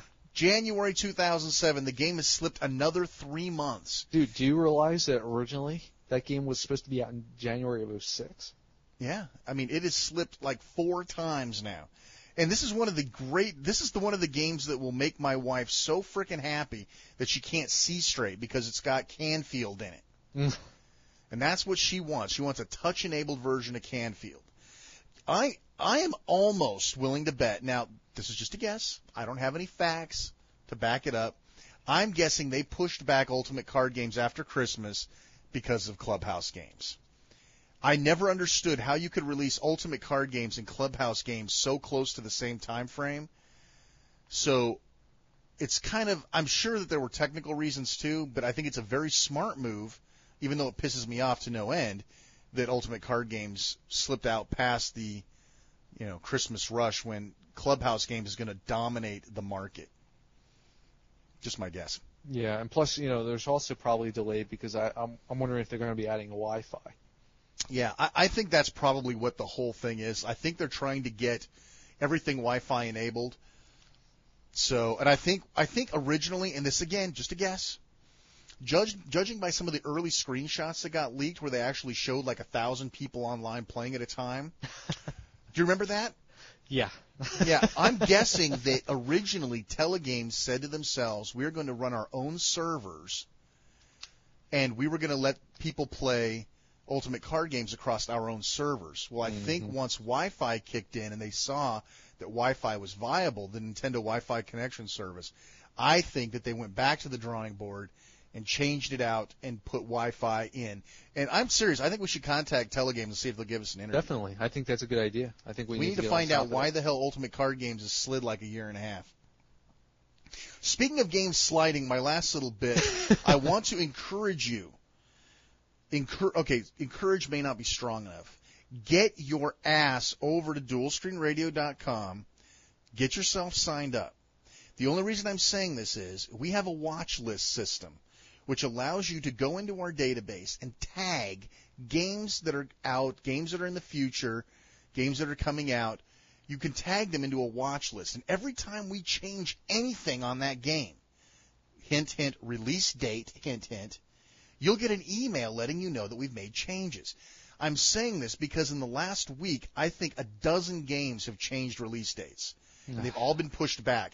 So if you're on your way down to the store to get, what was one that changed? Conductra right off the bat. Yeah, that's been got moved back a month.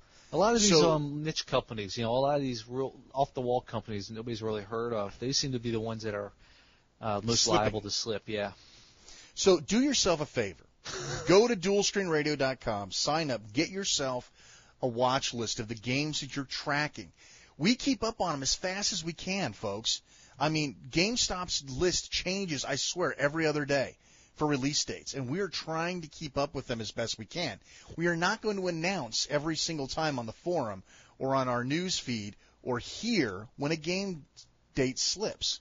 The only way you're going to get that information is to either go through the business yourself of checking every game at GameStop or wherever you shop online, or coming to the website, www.dualscreenradio.com. www.dualscreenradio.com. Yes, we're going to completely whore ourselves out now, folks. Thank you. I know. The whole rest of basically the next 20 minutes of the show are going to be back-to-back www.dualscreenradio.com. We need to get some kind of background music. Where it's just, we do. It's need almost to get like that a music. subliminal message, you know. That's right. Have just some whispering noises in the background. Dualscreenradio.com. That probably won't even get through to the show once it's recompressed, but whatever.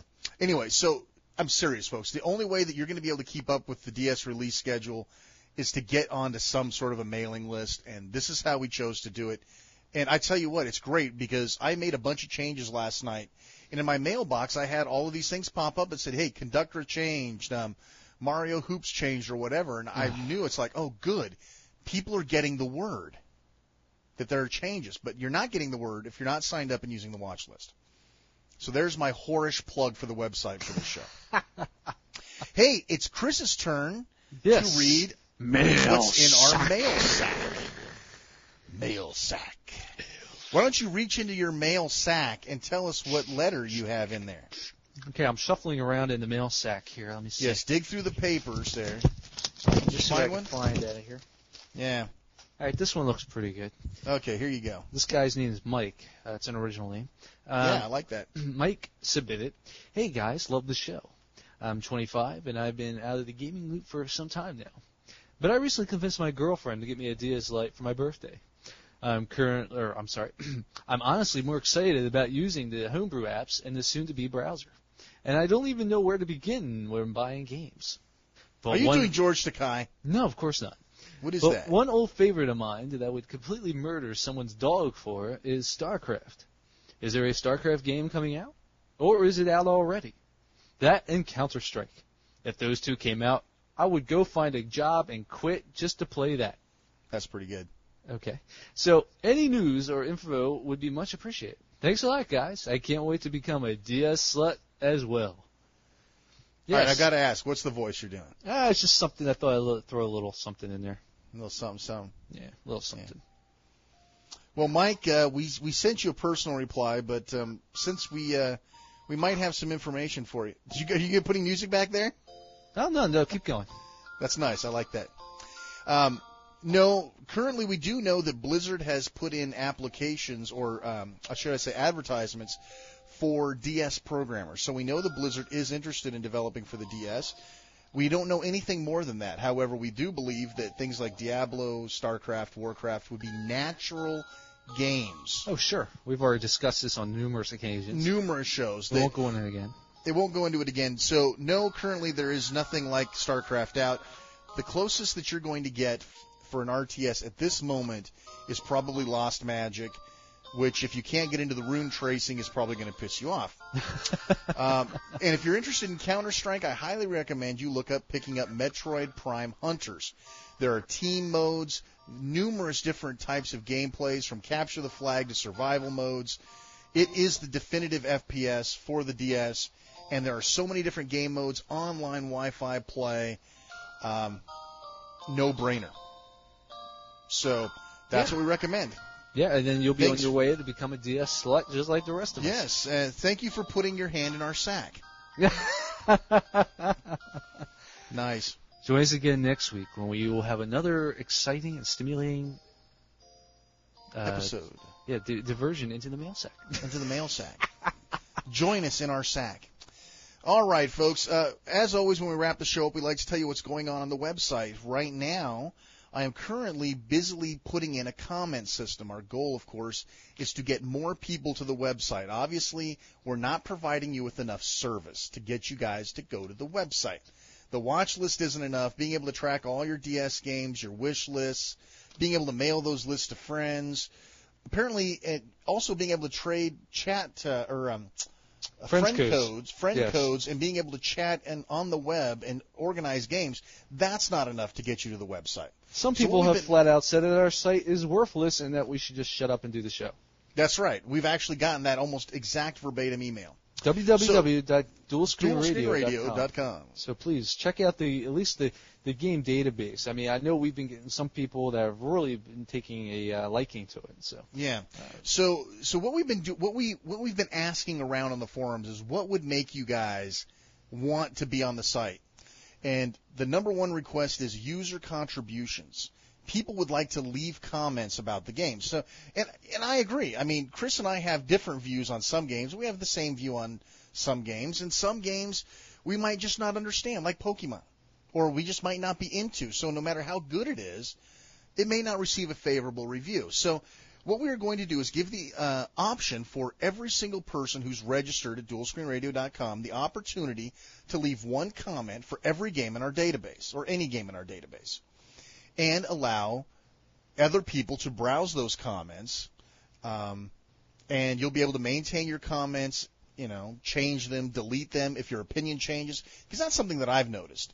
You play a game for a while, you have one opinion, then all of a sudden you're bored one day, you play it for a few more hours, and it's like, oh man, boy, did I have the wrong idea of this game. Freedom Wings. So Top Gun. Deep Labyrinth. Deep Labyrinth. So I'm hoping. Oh, sorry. Oh, no, there's no change. My mistake. Bowling. No. You're bad. You'll also be able to report these posts if somebody violates our code of ethics. Our code of ethics, or simply isn't providing anything useful. We're aiming to keep quality content, folks. If you go up and post, this is good, someone's going to report you, and we're going to pull the post. This is not for you to put a leet speak text message from your cell phone that says, This game rocksers. Anybody have the ROMzors? I really like the Trizers. PM me with ROMzors. Anything like that, you're going to get booted out of the commenting system, and we're going to nuke your post. So we're trying. And then on top of it, we'll probably try to nuke your house too. We'll probably try to nuke your house. Yes. We know people that know people. So. Anyway, so Mexicans. that's the next huge thing. It's going to have some nice little AJAX technology built into it, so you don't have to reload the page a lot. It'll keep the page manageable. And our ultimate goal is to allow you, our users, our listeners, to immediately submit us errors in our data. I think that's very important because we don't get a chance to play every game all the way through. We don't know necessarily that, we just recently found out that Star Fox has Rumble support. We just found out that what was another one we found out that just had mic support? That's one thing that I really think is cool is if people, especially if somebody gets like the import game, like I just had one guy in the forum in the import thread, some weird UK game which I don't even remember the freaking name of. It's so weird, Tuduf or something. I don't know anything about this game. I never heard of it. Yeah. And he asked me to add it to the database. That's fine. I found the box art. I got some description up there. But I have nothing in there in terms of is it single card play? Does it have a demo? Does it use microphone? Does it use all touchpad, D-pad, stuff like that? And it'd be nice if you get a chance, somebody could fill us in, in a game that we may not have that's not real mainstream, or it's import. Like the game I reviewed earlier, the import review. I mean, certain things like that, it has microphone support, so I learned from that. For blowing the leaves off the screen, so I added that. Anytime somebody can help improve all the details of the game is a real big plus for me. Yeah, and we're trying our best to keep this stuff as accurate as possible, and we need your help. We really do, because we just can't be everywhere all at once. And we know sending an email is a pain in the butt. We know going to the forums and posting a question, or even going to our Contact Us form on the website and submitting this information is a pain in the butt, and you may not understand how to format it or what we're looking for or what sort of information to include. Our goal is to give you a way where you can go to Game X, let's say Madden 07, and have a little button that says incorrect info, click here. You click here, and there'll be a nice form for you to fill out, mostly drop-downs, minimal typing. It'll already have the game populated. It'll already have a bunch of drop-downs that says what's inaccurate, microphone, blah, blah, blah, blah, blah, blah. And you'll be able to make those changes and submit them directly to us without having to do a whole lot of work. And then we can go ahead and once we have the information, we can quickly and easily update it. With any luck, eventually, I'll even have the system automated so that we just get sent an email that says, hey, so-and-so sent this change. Would you like to commit it to the database? That'd we click cool. a link. We click a link, and it's done. Nice. Imagine how fast we could get updates done if we had that system in place. Good stuff. That's where we're going. The I'll comment bet. system comes first so that we can get a lot more people engaged into the community. And I'm hoping that these people will move. There's a lot of people that won't post on forums, but they'll leave comments. So we're hoping that the people we're targeting the podcasters that never leave their iPod, all right? We want to get you to come to the website. We want to get you to leave comments or to help us improve our data.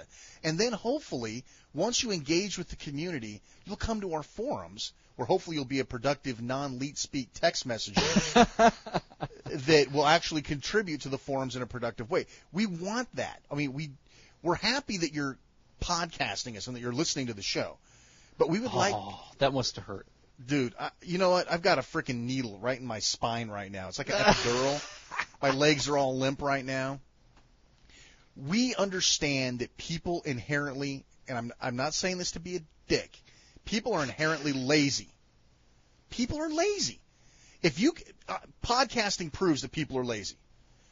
I mean, literally. The difference between podcasting and downloading a radio show is a matter of you can make it automatically happen in iTunes, or you can go to a web page and click a link and send it to your iPod.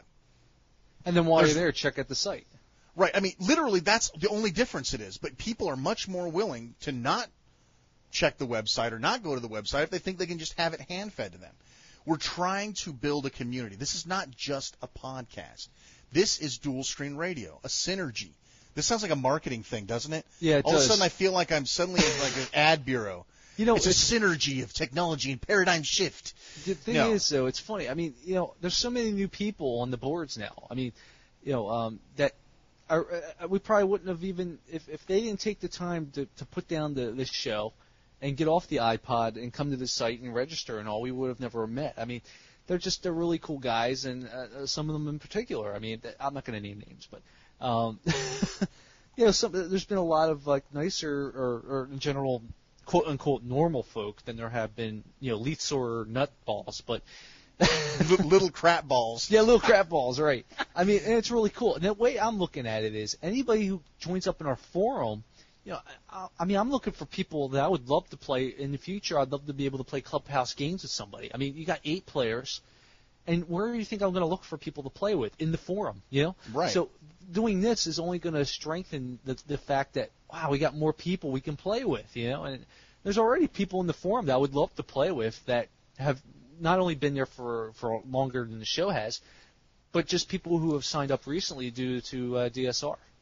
So there you go. I mean, that right there to me is the big benefit of this. I mean, you know, some real cool guys on there that I just want to be able to eventually play some online games with. I honestly haven't been playing a whole lot of Nintendo Wi-Fi lately, and partially it's because I've had some router problems. I was moving and blah, blah, blah. I was trying to get over the headaches of the new ISP. They seem to be sorted, so hopefully I'll be on there a little more. I still actually have to update a lot of my my friend codes too. I mean, I actually had to go and redo them because of my light, so I got to go over. Although, wait a minute, you keep the friends codes, don't you? There's no. Yeah, you have to transfer. You have to transfer I did your. that. Okay. Oh, you did that, so yeah, it should, so it I should just maintain them. But there's some games that I never actually updated that when I got them. You know, I don't think I think Animal Crossing and Tetris are the only ones on there. Yeah. If that, so. But still, I mean, it's a good way to meet people that have similar interests. Yeah. And there's another thing I'd like to bring up. It's kind of not really a news thing, but anybody who's in the Philadelphia area on October 27th, 28th, and 29th, the Valley Forge Convention Center, they're going to have the Philly Classic, which they do every year. Last year was free, which was kind of odd, but excuse me, I saw that they didn't have as much going on there. They had the old arcade games you can play on free play. And then you have the kind of a minor store area or whatever where you can look or buy things. And it's a nice little thing, though. If you're in the area, you might want to check it out. The problem is, though, it's like $25 this year, so it's a little high. That's a little steep for entry fee, man. Yeah. But I think I'll have to put I think I put a link. I'll put the link up on there somewhere on the forum. Because it'd be kind of cool. I don't know if I'm going to be attending. I got some things going on that weekend, and you know I work weekends, and my birthday's that weekend, so I don't know what's going on. But it's going to be $15 on Friday, $25 the others. Otherwise, I'd probably be going if it wasn't so expensive. I don't think I'm going to pay that much for that. No. But you know, if anything, I was hoping to go and just kind of whore out the show. www.dualscreenradio.com. That's www.dualscreenradio.com. What's that? I don't think it's going to happen. No, probably not. But I just want to throw it out there. I know there's a lot of people in the area, kind of on sort of on the East Coast, Philadelphia, New Jersey area. So, anyway, does that about wrap it up? I think we're about done. Wow, another episode on time and in the can. What do you know? Not bad. Fantastic. And of course, we're over our limit again. So I hope everybody's enjoying the long shows. The long shows. Split them up over a couple of days. You'll have good traveling entertainment. You need to change your format. Can you please make it 30 minutes a week? No. This is Shane R. Monroe. And this is Chris Hentschel. Oh my. Oh my. And remember, this is Dual Screen Radio, where listening is good. Take it easy, folks. Bye-bye.